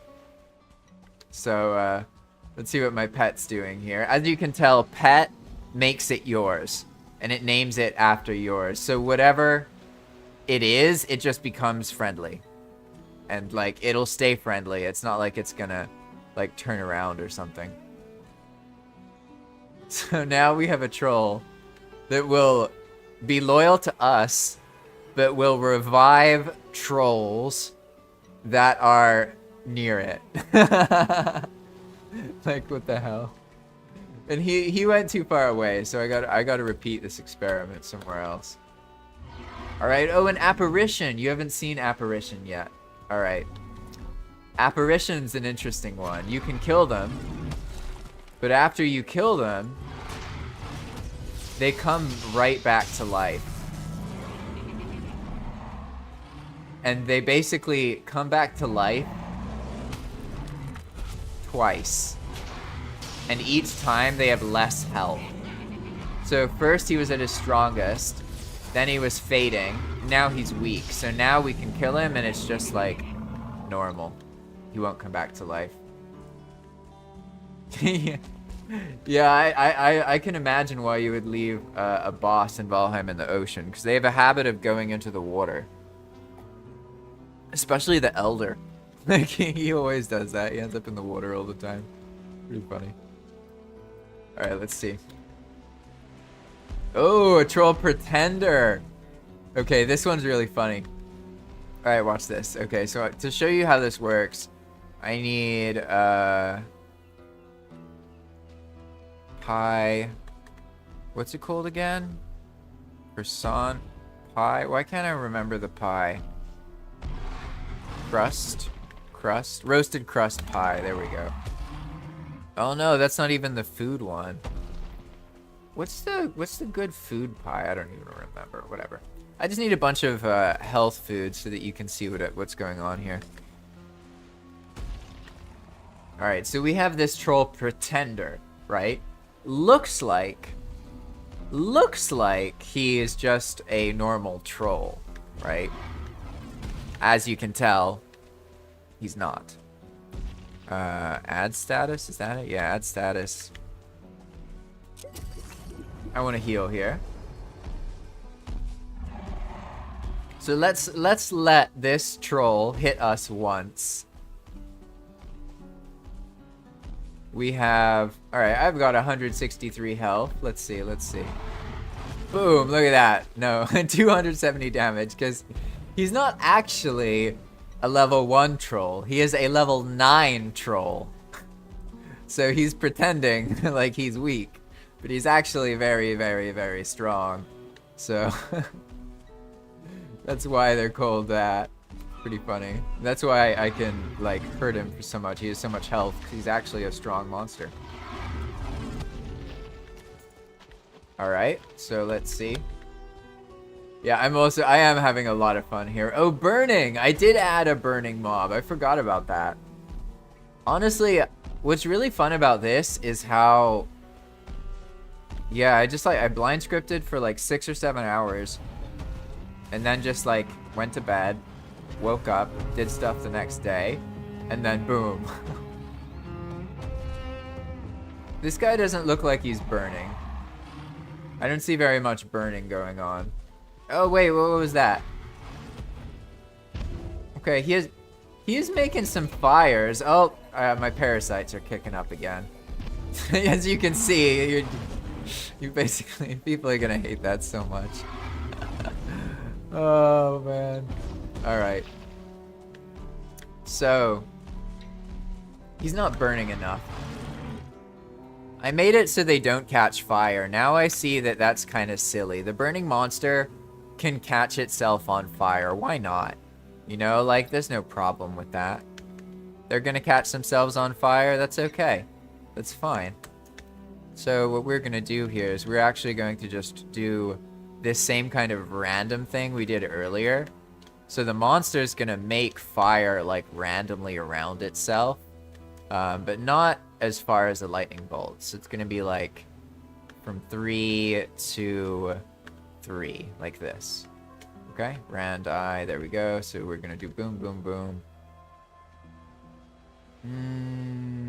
I guess this one too, except we're going to make the lower threshold 1. Okay. Alright, so now... Yeah, because if they're burning, the troll itself basically needs to catch itself on fire. And then it'll feel like it's a burning troll, you know what I'm saying?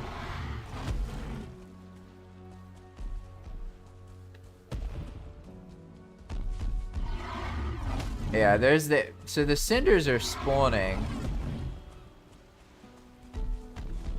Let me see. Okay. This is the random cinder around it.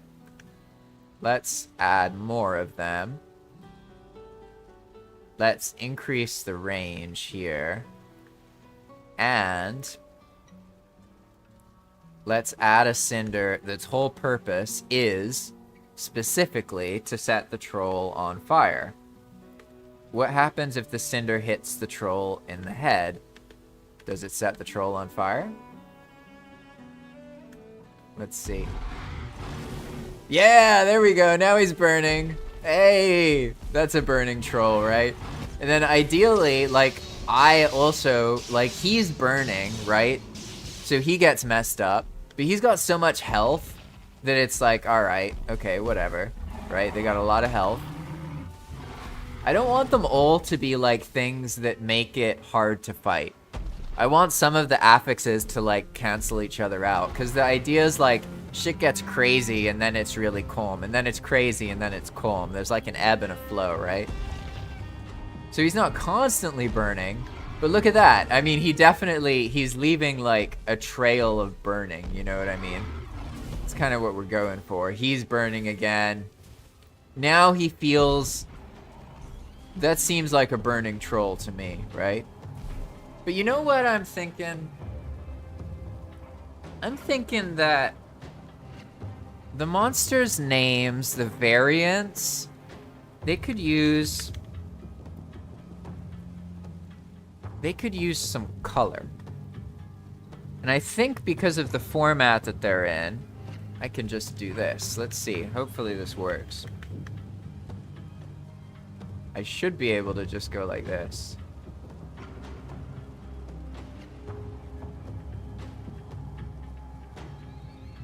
And then do the same thing here. Because color is recognized by the brain immediately. So text has to be red. It's a second stage warning, basically. Whereas if you see a burning troll and it's in red, or maybe it should just be the affix that's colored. You know?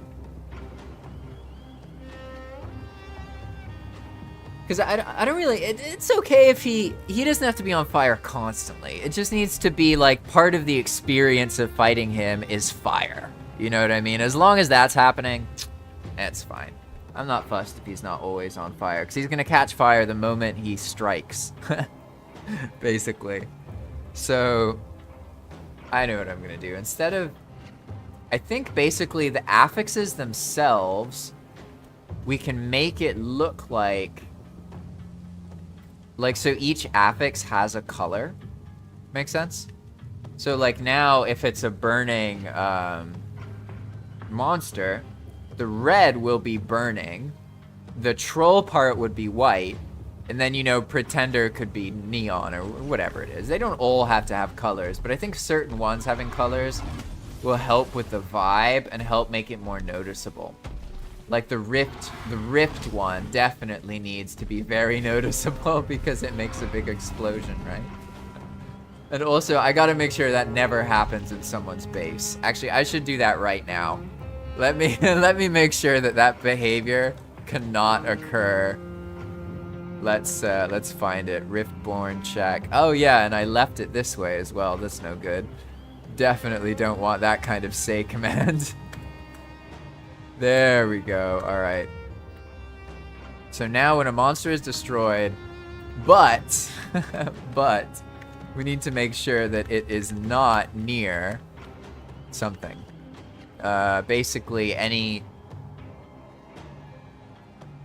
I'm gonna just go with a bed. We're just gonna add a couple basic ones for now, and then later I can change them, right? So bed. What's another one? Workbench. That's another one that's important, right? Another thing that would be nearby. There's other kinds of beds, right? So let's go with Ashwood bed, and then I think there's one more bed. It's like bed 2 or something, right? Yeah, piece bed 2. Okay. And then also like a forge, obviously. Forges are common. Then probably like, okay, what if someone has a farm or something? I could just get all the workbench pieces. Probably fine, to be honest. Just add the black forge, and we can also add the Galder table. Oh no, what is that?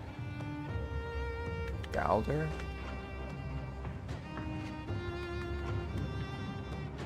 Mage table, is that right? Oh yeah, okay. Alright, boom, boom, boom, and then banned objects. Banned objects limit is 1. Okay. So basically, this can only happen if it's not near any of these. That's gonna be important, because if this were to get into someone's base and explode, that would be really bad. I mean, I like it when people have troubles, but it's a bit too much. Too much. Alright, so for now, let's see. Let's keep stacking things on this guy. Alright, now he's a burning troll pretender reviewer. Nice. Nice. That's pretty funny. Okay. Add another one to him. Oh, did it not add it? Oh no, it did. Okay. Burning troll pretender reviewer lover.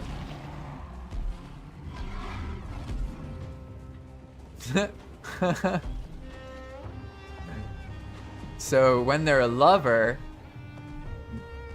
they target their own type and go near it, but that I won't be able to show you that, because like if he's aggroed, he's not gonna go near another troll, basically. But I'm more these fucking things. Oh my gosh, that's too funny. Too funny. Alright, I want to see how many I can stack on one. Pilgrim Burning Troll Pretender Reviewer Lover. Riftborn. Hey, now he's a Riftborn Pilgrim Burning Troll Pretender Reviewer Lover. What the hell? Okay. Now is a great chance to test that explosion. Their comments. Oh man, they're too funny. What's he doing? Oh, he's a pilgrim. Ah, yeah, he's a pilgrim, so he doesn't fight anymore. Oh my god. How is it?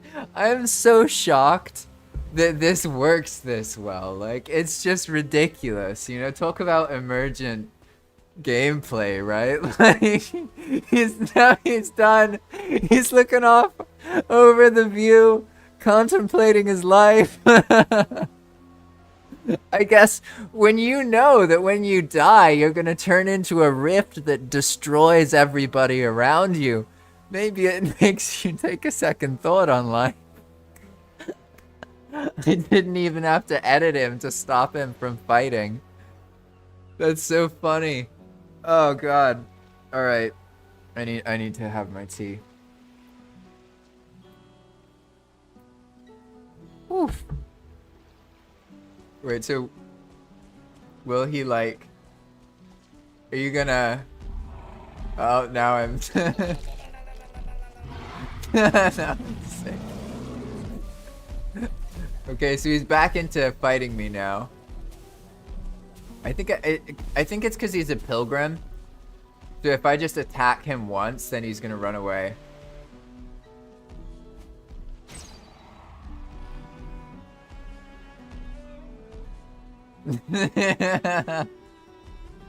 It's just too funny. Oh my god. Alright, now let's see how the telegraphing is of him being a Riftborn, so to speak. Let's give him some friends.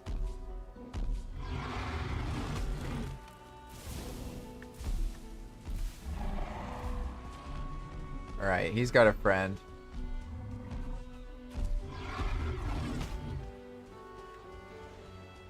I just mostly want to see what happens when I... I love how he like just runs off into the distance.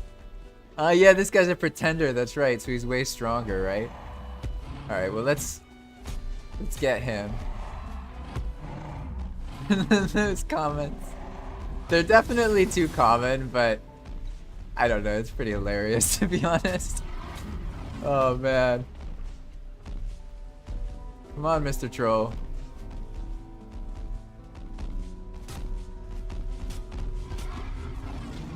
Have a good one, Abby Seong. It was good good chatting with you. Thanks for joining. I had a lot of fun today, to be honest. I don't think I've ever laughed so much live streaming Valheim. Oh, I'm sick again. Alright, alright. That's so funny. Oh, man. Alright. I haven't even... It's funny. I've only even seen... This is just a few of the variants. It's not even all of them. Yeah, he's still burning. Nice. Alright, so now I should be able to... get him. But then in doing so... he's gonna create a rift. So I want to have like a bunch of other things chasing me here. Let's give all these trolls here. Now let's see what happens. If I get him, one more attack. Alright, now the rift has started. The lightning is everywhere. And then these guys, are they too close or? No, they're, oh, they were too close. Holy smokes. Okay, well it's good to know the lag part. Yeah, I didn't have a lag spike that time. So the lag spike comes from destroying all of the rock frack parts at the same time. So that was awesome though. I think for the rifts part to feel even better though, these numbers need to be even crazier. We're gonna make them like really go far away. And then that's fine. I think that's good. It's like a whole little storm there, right? Like a hurricane of lightning bolts and death. Okay, so let's start giving these guys some... What are you? You're now a fearful troll, huh? Well, what's the difference between you and a coward? Okay, I attacked you once, so you're gonna run away? Sort of. Oh yeah, he just runs away forever. Ah, yeah, I remember. That's how they're different. Let's find this fearful one. Fearful data. Yeah, okay, so after he's hit the first time, then he becomes constantly fleeing, essentially. But for some reason, he's not running away. Weird. I don't know why he's not running away, but he did stop attacking me. Maybe I should change them to contemplating troll. Or hesitant troll, I don't know. He left. I love how they leave the combat in the middle of it. That's so funny. Oh my god. Alright, alright. The pilgrim started as a joke, and I couldn't get it to leave combat, and now it's actually leaving combat. So I'm really happy. All right, let's see. Parasitic again. We already saw that one. We know what that is. Shackler. We haven't seen Shackler yet, but yeah, you guys already know. It's gonna be horrible, isn't it? Basically, Shacklers, you can't like get close to them because they shackle you, but that's too much. I can already tell that's too much. Let's see, Shackler. Okay, so he'll shackle up to 6 meters away. I feel like it needs some kind of clear visual, though, that's showing that he's shackling.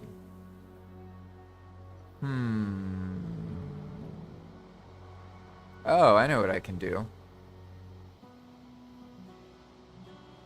Yeah, okay, we're gonna delay this by 1.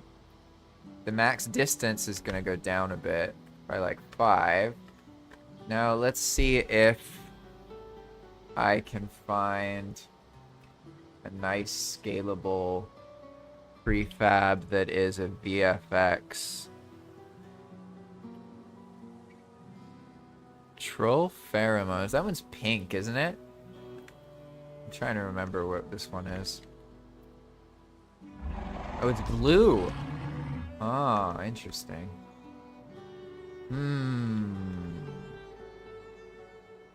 No, that's not gonna work here, but that might work for something else later. Slimed? What does slimed look like? Oh, this is the tarred one, right? Think so? Let's see.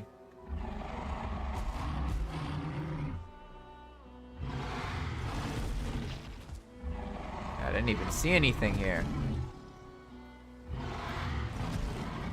Okay, I don't see anything there. That one's boring. Oh! Poison mead, probably.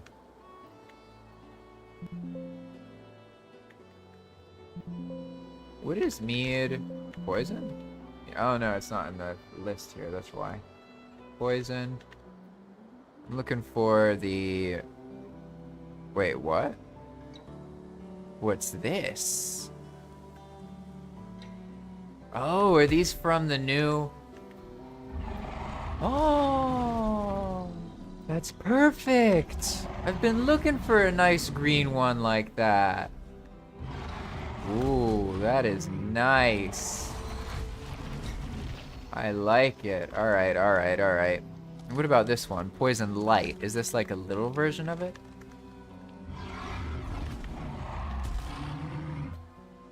Oh no, it's red. Whoa. I had no idea that was there. That's a nice red explosion. Holy smokes. Oh yeah, that's a gold mine. I'm glad we found these. Okay, so for the shackle, really the immobilized thing is better. But, and I know that they're not scalable. I'm not too worried about it for now.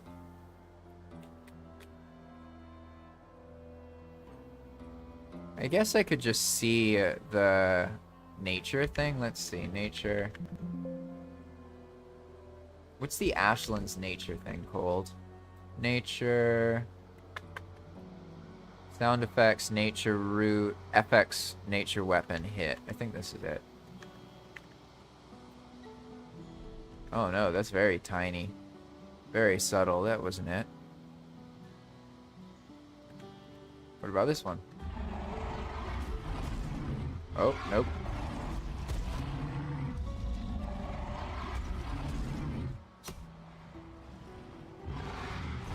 I should have known that was that was the spear. I didn't even think of that. Nature fire. No, this isn't. Root. That's what it's called. Root. I think it's called root. Oh, what about this one?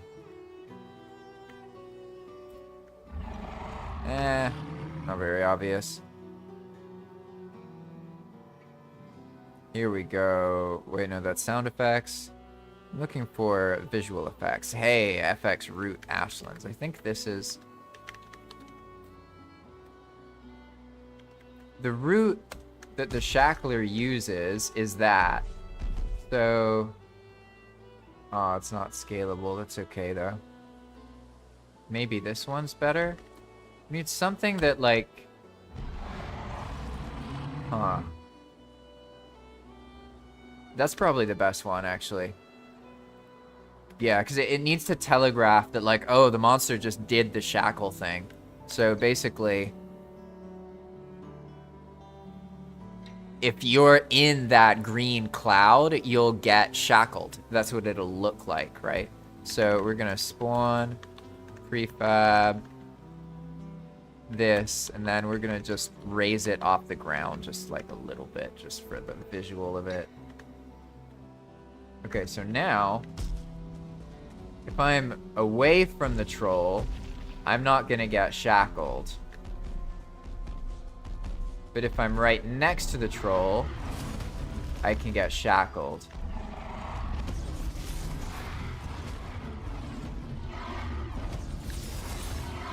Okay. The thing saying shackled is irrelevant. This doesn't do anything.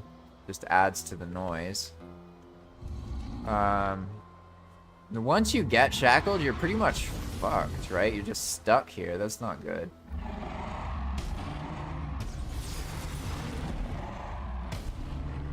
So probably...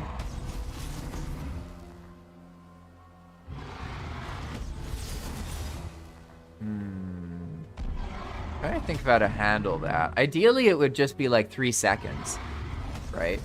Maybe I could just turn down the...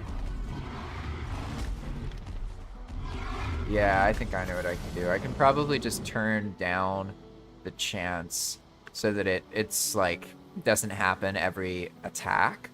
Because this doesn't happen with every step or the other stuff that happens. It's only with attacks. So probably this is fine. And then if they're within 5 meters, they get shackled. Let's make it less because they need to be clearly inside this. And to be honest, this is probably maybe even too small.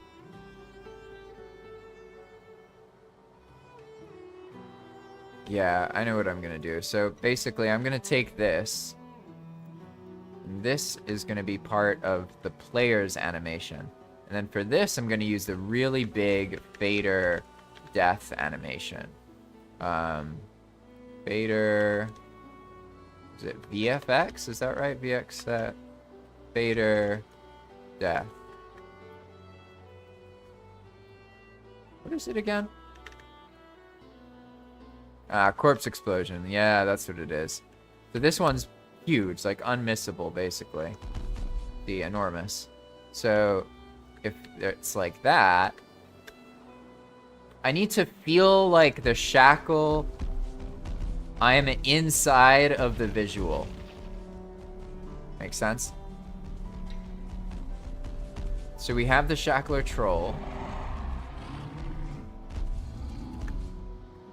I'm gonna change the text because I like... there needs to be more telegraphing.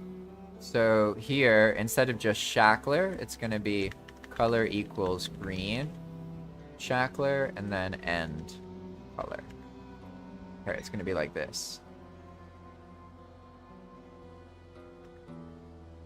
That helps telegraph that the monster is dangerous, right? Because the shackler troll is fine unless you get near it. It's kind of like the parasitic troll. You have to stay away from them. Right, so here, obviously I'm sick, I'm throwing up. I like how all 3 of these trolls have a behavior variant now. It's interesting. Still getting sick though, there we go, okay. So now we have the shackler troll. He's attacking. Nothing's happening to me yet. Probably just getting lucky with the RNG.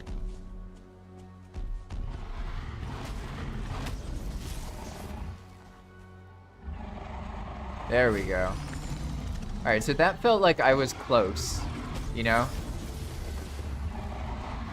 Definitely ridiculous getting immobilized like that. But I think that's okay. There's certain mobs that need to be, like, absolutely terrifying. So parasitic mobs obviously will be terrifying. And that means that the parasitic one also needs to have that kind of same thing, right? So color equals green, and then end color. This will help make it obvious to the player that something's different about the monster. Without this, it's going to be harder for the player to notice those things as much. So I got parasites. All right, that's good. Let's see.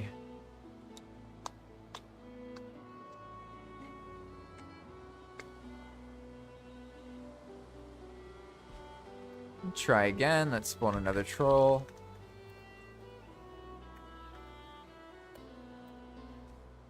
Okay, so oh, a meteor. Wow, we're getting like all the different kinds. This one I definitely have to fix because like it works, but it kills itself.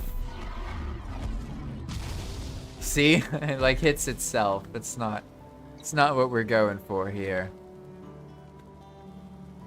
Okay, so when the meteor attacks, it pokes the player, and then it spawns, but it spawns directly above that player. Make sense? Which then tends to hit the monster. So let's reduce the amount here. We're gonna go with probably like this, actually, just like 8 maybe. And then, yeah, they get a chance to dodge, sort of, because they get shown this. The idea here is that it forces you to move around. But then, of course, you can also just use this to hurt the monsters, right? So everything that is strong against the player, like, I want to add that vibe, you know what I'm saying? Where it, like, let's see. Okay, so he can throw something at me. But because of the way he is, the meteors normally get him, right? Is that just because I'm above him? Like, let's say I'm over here. Ah, I see. They pull really slowly. Interesting. So let's go. We're going to make them even closer. And they're actually going to be a little bit behind us instead. Maybe that will make it work. It'll basically go like a little bit behind where the player is. In theory. I don't know if it'll work though. Let's see. So the meteor... Ah, he has a long range. Okay, I didn't realize that. Yeah, so if meteor is tied with an archer... Oh, you're... That's intense. Whereas this one... Whoa.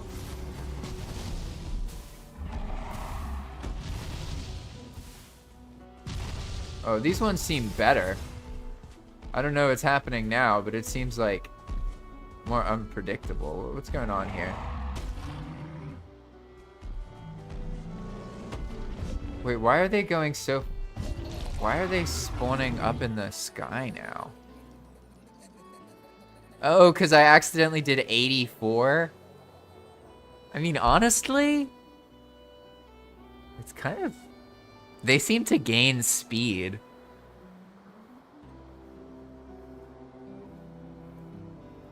It's kind of interesting, to be honest. I like that. Because before, it was hitting the monster too reliably. If it seems like it's, like, unpredictable, that would be better. Because, like, the whole point of this mechanic is to force the player to move so that they can't just, like, stand still in one spot and shoot the enemy with a bow because they're gonna get clocked in the head with a, you know, a meteor here.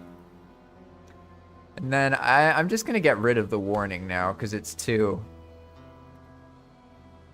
In this case, I don't think it really matters.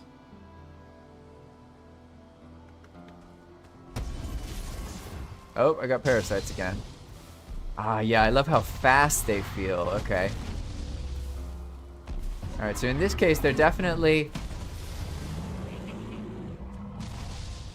They get some nice momentum. I like how they full like that. But it looks like it needs to be a lot more than just -6. This needs to be like -16, basically. Because the player's gonna be running away. Will that work? I don't even know if that'll work, but we'll see.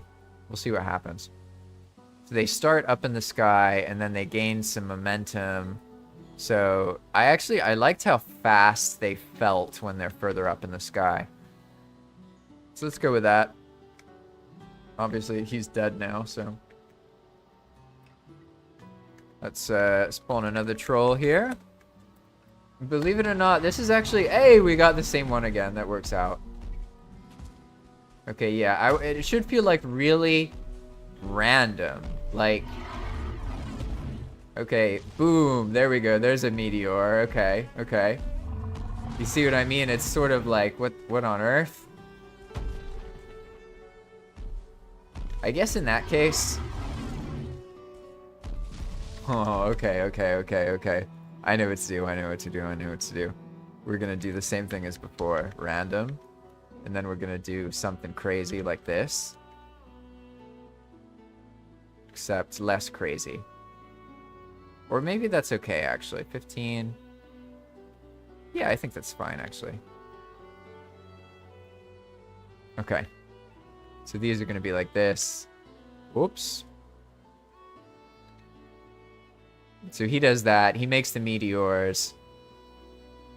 I'm kind of wondering, should there be 2 sometimes? You know what I mean? Is it 1 per attack? Or maybe sometimes there's more than that? You know what I mean? I think sometimes there's going to be both. Yes. So one of the other outcomes will be both. So all we need to do here is get rid of this. Get rid of this as well. Nice. Okay, so we have both. They're random. Now we just need like a delay. And we're going to change the delays to be short randomized delays. Nice, nice. Okay, so that will make sure that they happen a couple seconds later, but instead let's do very short randomized delays. There we go. Okay. That just makes sure that they don't happen at the same time, which doesn't really matter. It's not that important.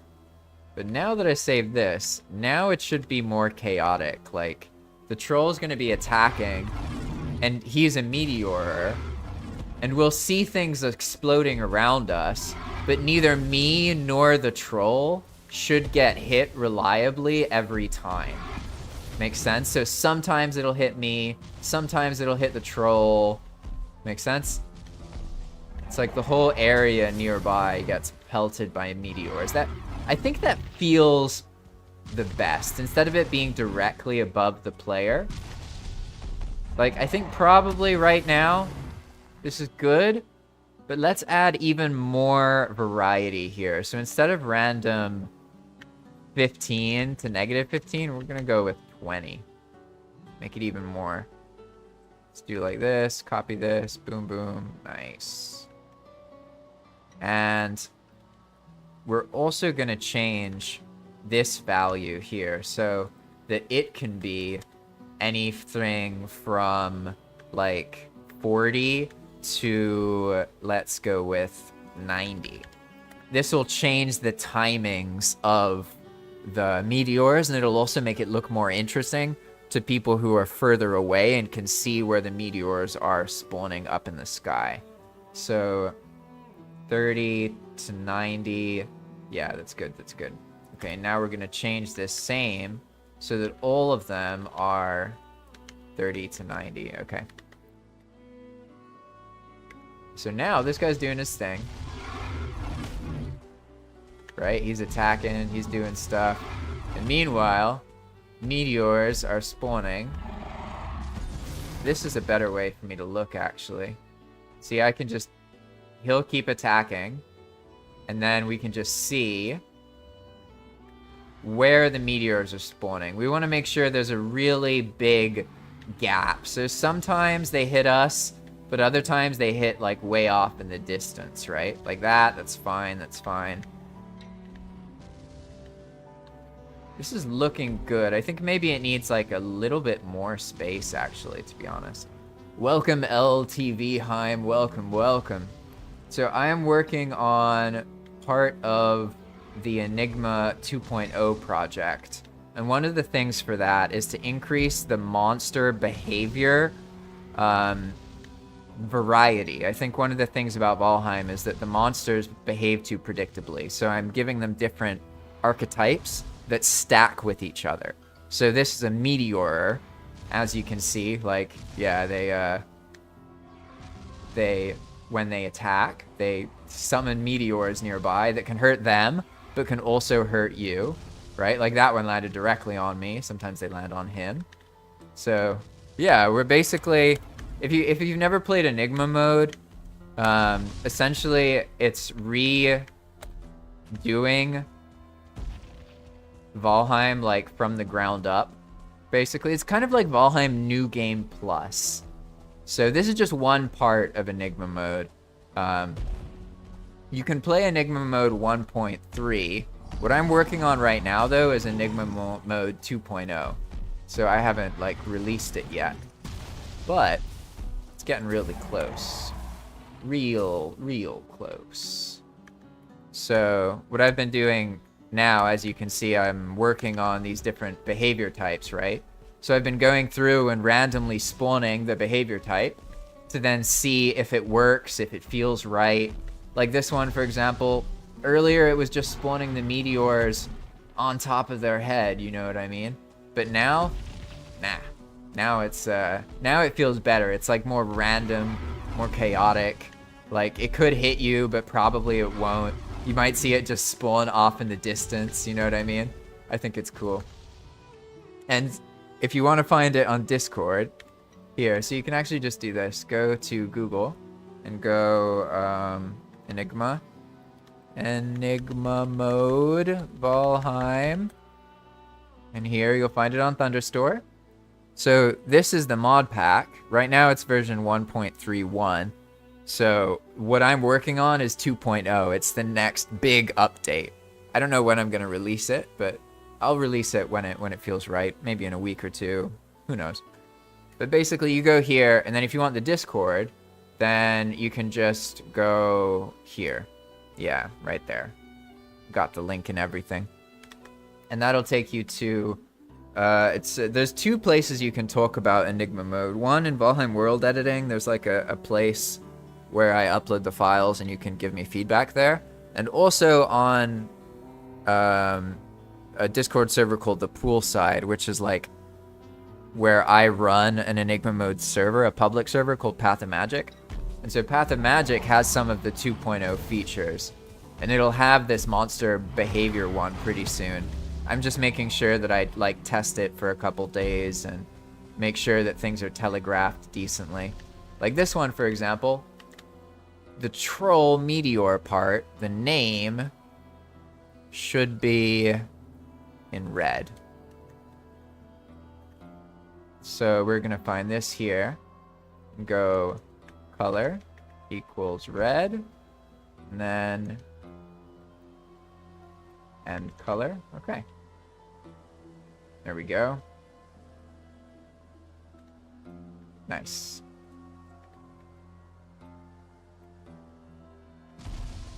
Now let's give him another one, because so what you're seeing now is just one behavior variant, but there's many and they stack on each other. So let's give him another one. Now he is a troll meteorer haunter. So basically he's going to insult us while I die of parasites, basically. Yeah, okay, so now he's meteoring. And every time he attacks, well, not every time, but often when he attacks, he'll like say an insult, right? So they're not all like crazy things like meteor storms. Sometimes they're just humorous things, right? Like he's saying that fish fight better than we do, etc., etc. I've already messed with that one a bunch, so let's move on. Let's see. All right. Now he has a troll, meteor, taunter, a warlock. Oh, this is the one that has problems. A meteor or a warlock? Oh, God. I don't think this one's going to work. So the warlock summons mistles, like aggressive mistles to attack the player with. But the problem is the mistles are loyal to the diverger. So yeah, see, they end up attacking the monster, basically. So I need to make it so the player is the closest enemy to the mistle. So what we're gonna do is find the warlock. Here we go. The warlock, check, spawns mistle, angry mistle. Yeah. We don't want that. Instead, it's gonna poke the player. And it's going to, let's see, how many, I guess it's kind of amusing if it works with 2. Why not? Max distance will be like 20 meters or so, and then max height will be 30. Okay. So now what's going to happen is it's going to poke the player, and it's going to go aggressive mistle attack player. Long name, but don't worry about it. Prefab, player, type, poke. There, here we go. Aggressive mistle attack player. So now, parameter. Now the monster attacks, then it summons a mistle above the player. So the mistle's gonna go towards where the player is. We'll see if it works in theory. But you can use their mistle against them, right? So I'm still sick from my parasites from earlier.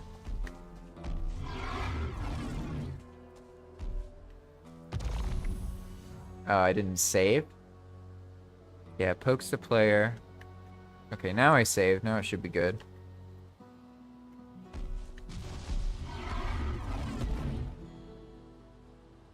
Hey, there we go. Haha, yeah, see, now the mistle comes... I think I know what I need to do. So, it actually needs to be further behind the player as well. And then it should be good. And it could be... Let's see, angry mistle. I guess I can make it do different amounts of damage. So, let's search for angry mistle. Here we go. We have all these ints. I can make it so that this is 1 to 3. There we go. So now it'll do a hugely different amount of damage depending on what level it is. There we go, and they're actually chasing us. So of course they could chase him, and they will, right? You see how like that one is attacking him, right?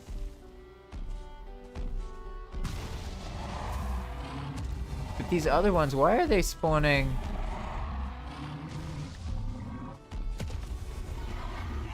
Yeah, it seems to be hard to predictably... Okay. You know what? I'm just going to use the same strategy as I did with the meteors. The mistle is just going to spawn randomly in the air and then come down, and if it's near an enemy, it's going to attack them. If it's near the caster who casted it, it's going to attack them. Who knows? Who knows how it goes? So let's go warlock. Check. All right. So instead of poking the player, now none of this matters anymore. We can just get rid of all that. That's fine. It wasn't working. Instead, what we're going to do is mess with this POS here. So it's going to get all of this stuff. There we go. So the mistle spawns somewhere. Does not need to be that high, though. Let's go with, like, I don't know, 10 to 20? It's probably good. Something like this. So now half the time, the warlock does its thing. It'll spawn a mistle, okay? But we need to telegraph to the player a little bit that this is happening, right? So let's look at Diverger Mage. I need to find a good graphic, basically. That one. No, that one won't work. Needs to be more like maybe the summoned one. Die. No, that one won't work either. Maybe the spawn.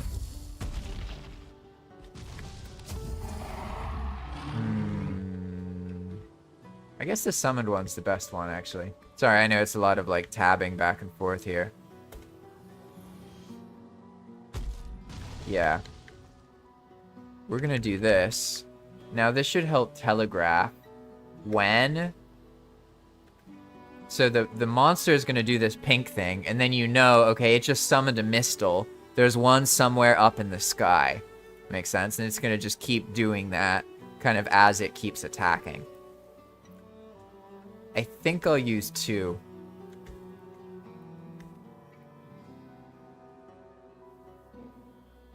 Okay. And so it's going to do it a little bit differently. Now we're going to combine the same tactic as before. So we want to make it so that, yes, it is random, but it's randomized in an area that's close to the player so that we increase the chance that the monster actually survives. Because the Mistles themselves can nerk, like, let's say you get one Mistle Goblin in a group of 20. The Mistles will just kill all the goblins. So, if I implement this wrong, it'll just, like, defeat itself every time, basically. And I don't want that. Mistle. Attack. Spell. Okay. Bum, bum, bum. Alright. That should be good now. So now I can just kind of go around. Wait, did that hurt him?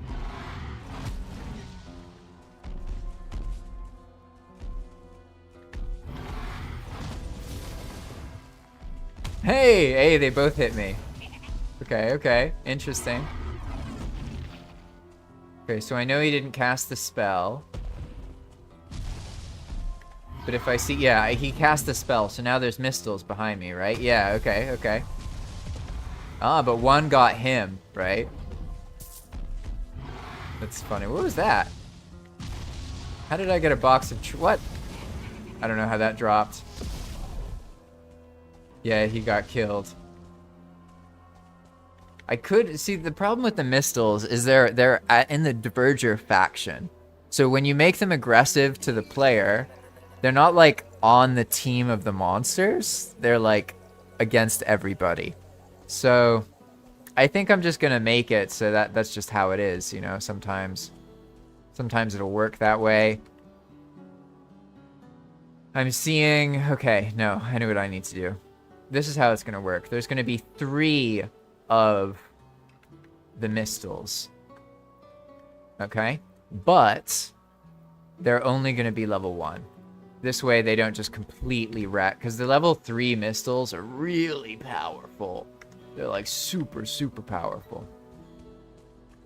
Alright, let's go again. Troll. Give him some behavior. Tideborn.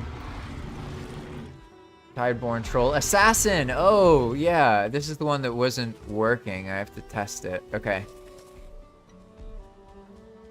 Here we go. So this one... I just turned God off, right? Yeah, okay, I'm killable now. Basically, if this troll gets near me, I should just die. That didn't happen, though. Is it because he's a big monster? Nah. That was him hitting me. Let's see. Oops. Okay, so if... Oh, it's only 4-2. That's why. Okay. Oh, wait. Look, we had that great thing happen earlier, basically. So now, every time he does this, he can do his Spawn. Bomb. Poison. It's like poison, blob. Blob. VFX. Poison. Blob. No, what is it? I found this earlier and I thought it would be green, but it's actually red, so it's like the perfect thing for this situation. Here, bomb, blob, explode, poison, light. Here we go. Look, this is just a bunch of...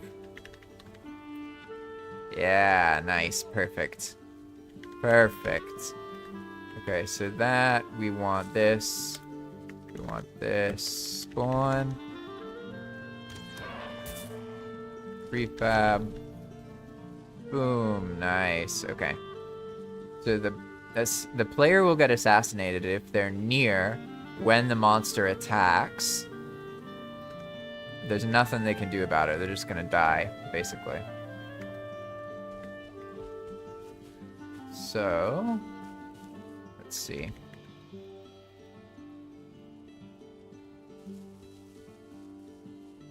I died pretty close, right?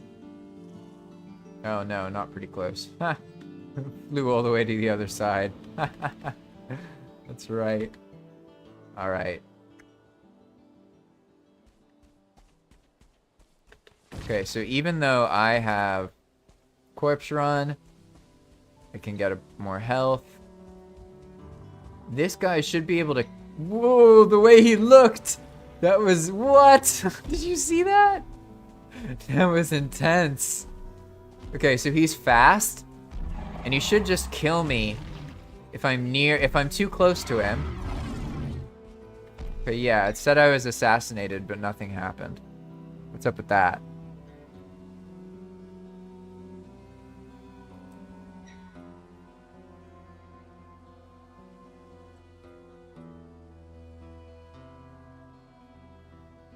Also, the things didn't spawn.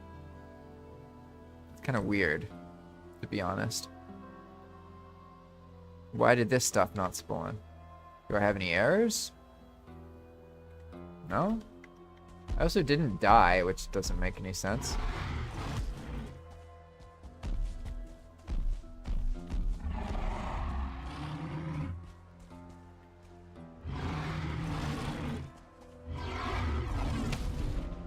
Okay. Why is it not assassinating me?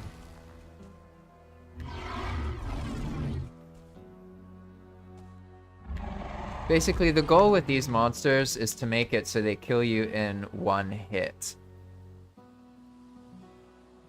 I have something wrong here. Maybe it's like this? I think this might be it. It's an object RPC, maybe?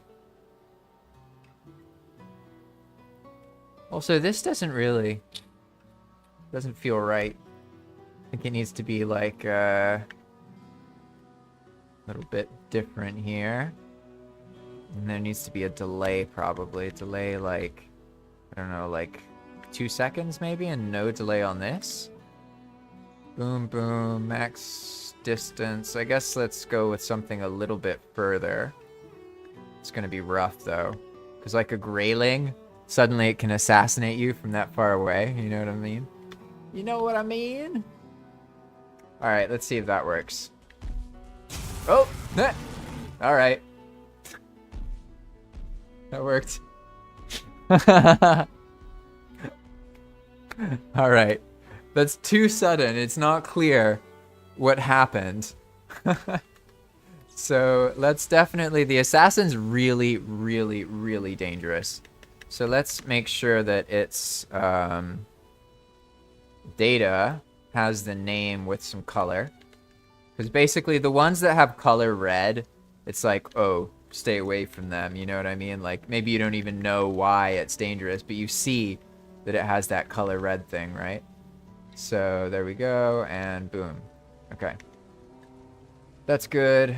So now he does the thing and it kills, but it kills like immediately, right? So we don't want it to be that fast, actually. So let me actually, I'll be right back and just go to the bathroom.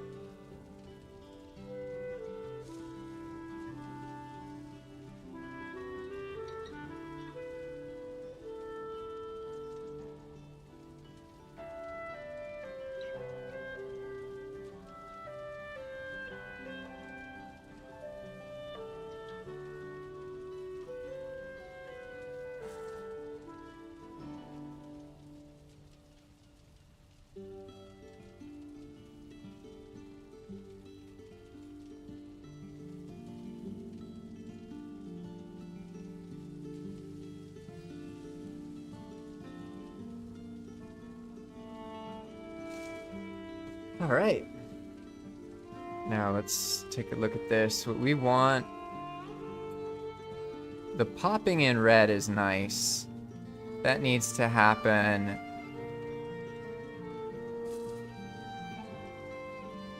a little bit after the damage. Okay, I get it. Maybe like 1... Let's go with 1.4.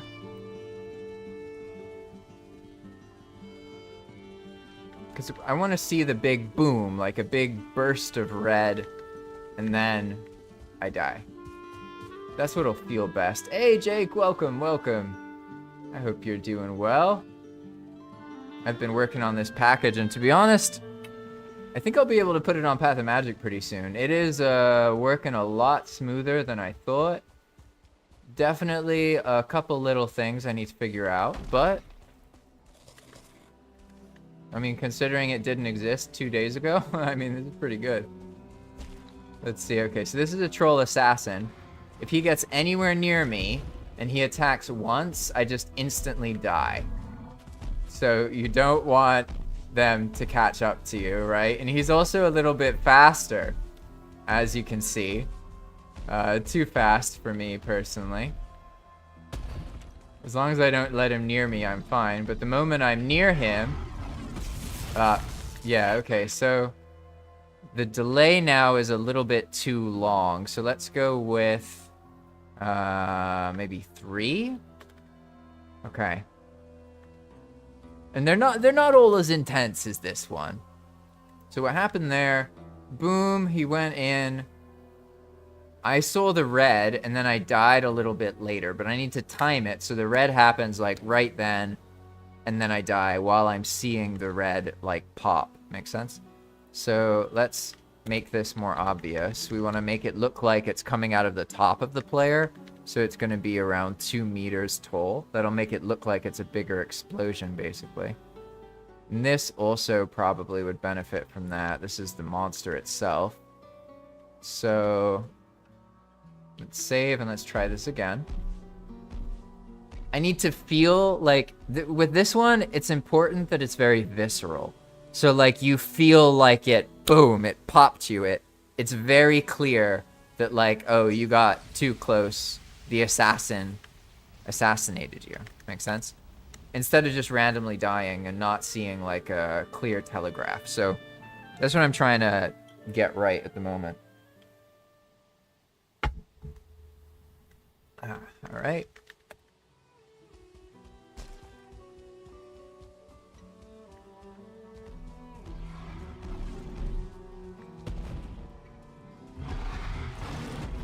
Okay, so there I was too far away from him. Oh, there I wasn't, though. So basically, I die, and then the camera kind of tilts down, and then that assassinated thing shows up.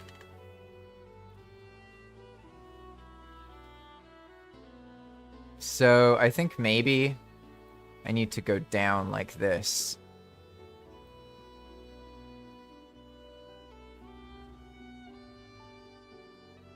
Then maybe a tiny bit of a delay here. And then here, a tiny bit of a delay again.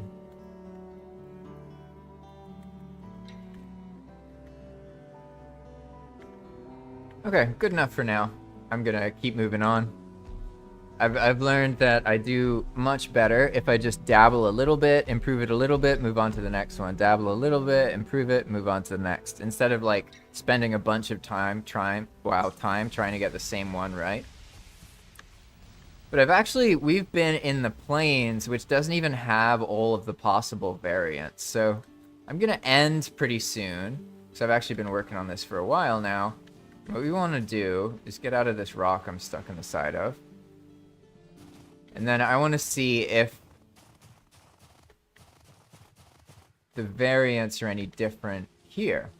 So let's spawn a charred melee? Yeah, that works. Now I'll give him a variant. Alright, he's a screamer. Okay. Sounds like screaming to me. Alright, let's just change the screaming text.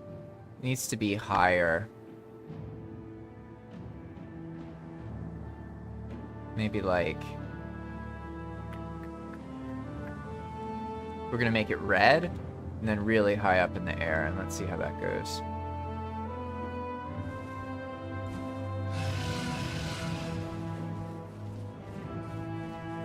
Yeah, very subtle. It's hard to see it, right? Oh, I forgot I wasn't in God mode. That's funny. Okay, that works. It works, but...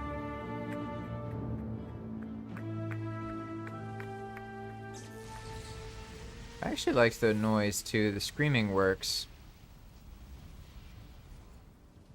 This...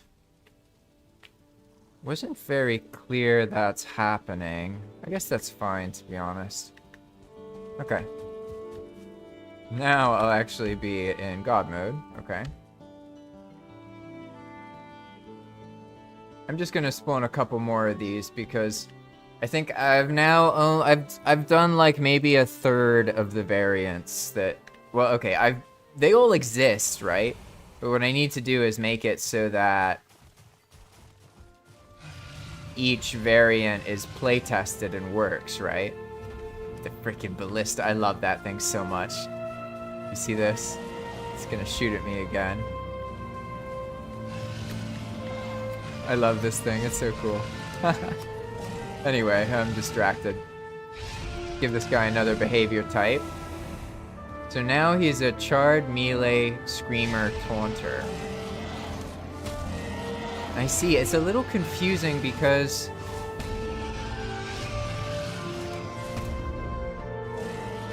yeah, he already has that exclamation point above his head, right? So it's like not very noticeable, the... Okay, I have an idea. What if I need something... Now a symbol for a question mark. Hopefully it has like a bigger question mark than hey, perfect. Does it actually work in Valheim though?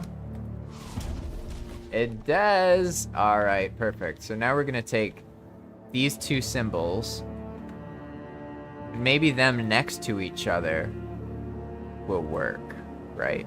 Is it normally question mark exclamation? Which one is? These are the kind of nitty-gritty things one can take forever doing. Let's see. All right, so now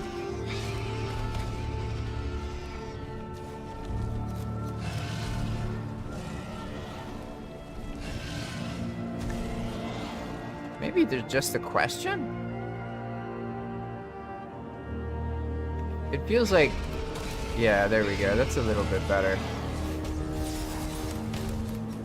Yeah, because then at least it's a bit distinct from that other exclamation mark, right?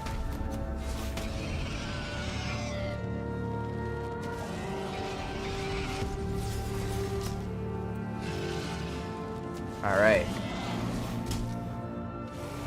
Oh, hey, look at that. We got our green. You see what I mean? It's very obvious, right? Ah, okay, that...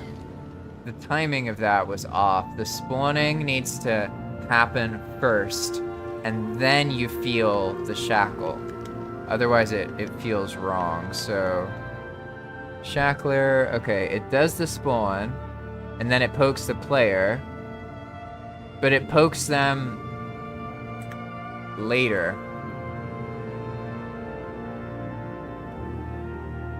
So here, let's go like... Okay, let's see how this feels.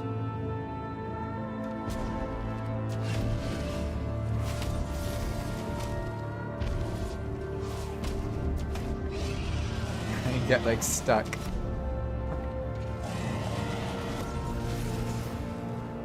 I guess I should make it so if you're already immobilized, he can't get you again or something. 'Cause then it gets too intense. So basically, if this is present,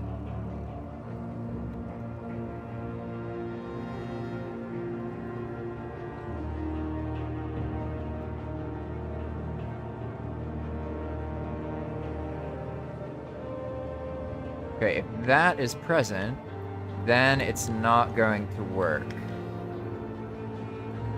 Let's see. Is that gonna do it?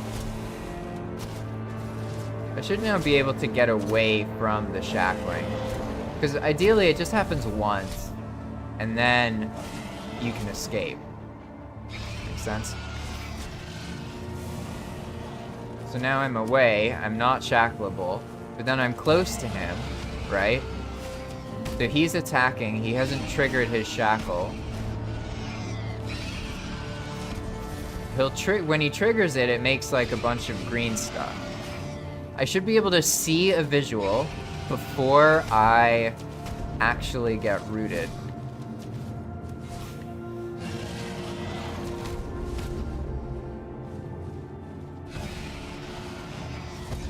Oh, there we go. Okay. That felt a little bit better. Because then it was kind of like, oh, you're about to be shackled. Which worked a little bit better. But it still isn't, like, this thing spawns. And then the shackle is triggered. Let's give them a bit more time. They'll get like 5 seconds.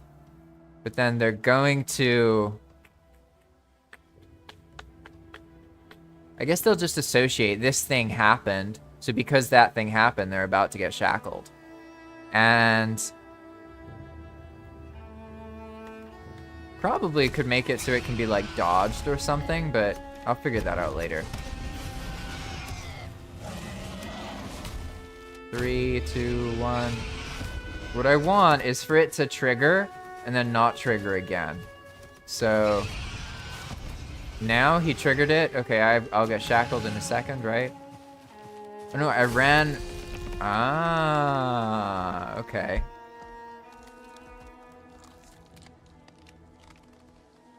It looks like if I'm still in that range when it happens, I'm alright with this. This seems more telegraphed. It's not perfect, but with some adjusting, yeah, it'll be alright. See what else you got.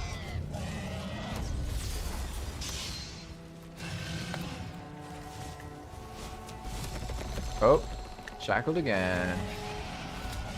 Get rid of all these. We're gonna restart from the beginning again. Okay.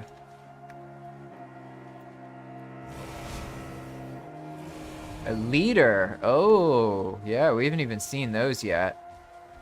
They're kind of crazy. So first thing I am noticing, like with these charred guys here, I should probably have the prefab be double brackets, to be honest. Because I have value groups that'll help name them better that way. Let's see how it works, though. I don't know if it'll resolve properly.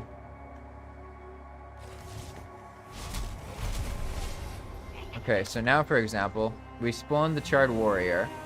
And now, if I make him special, there we go. Now, Charred Warrior Martyr, see? So I was messing that up. And with the Martyr, that's an interesting one. Okay. What now? Charred Warrior Martyr Reviewer. Okay, and he's doing the reviewer thing. Nice. Regenerating Charred Warrior Martyr Reviewer. Okay, okay. Regenerating Charred Warrior Martyr Reviewer Leader. Ah!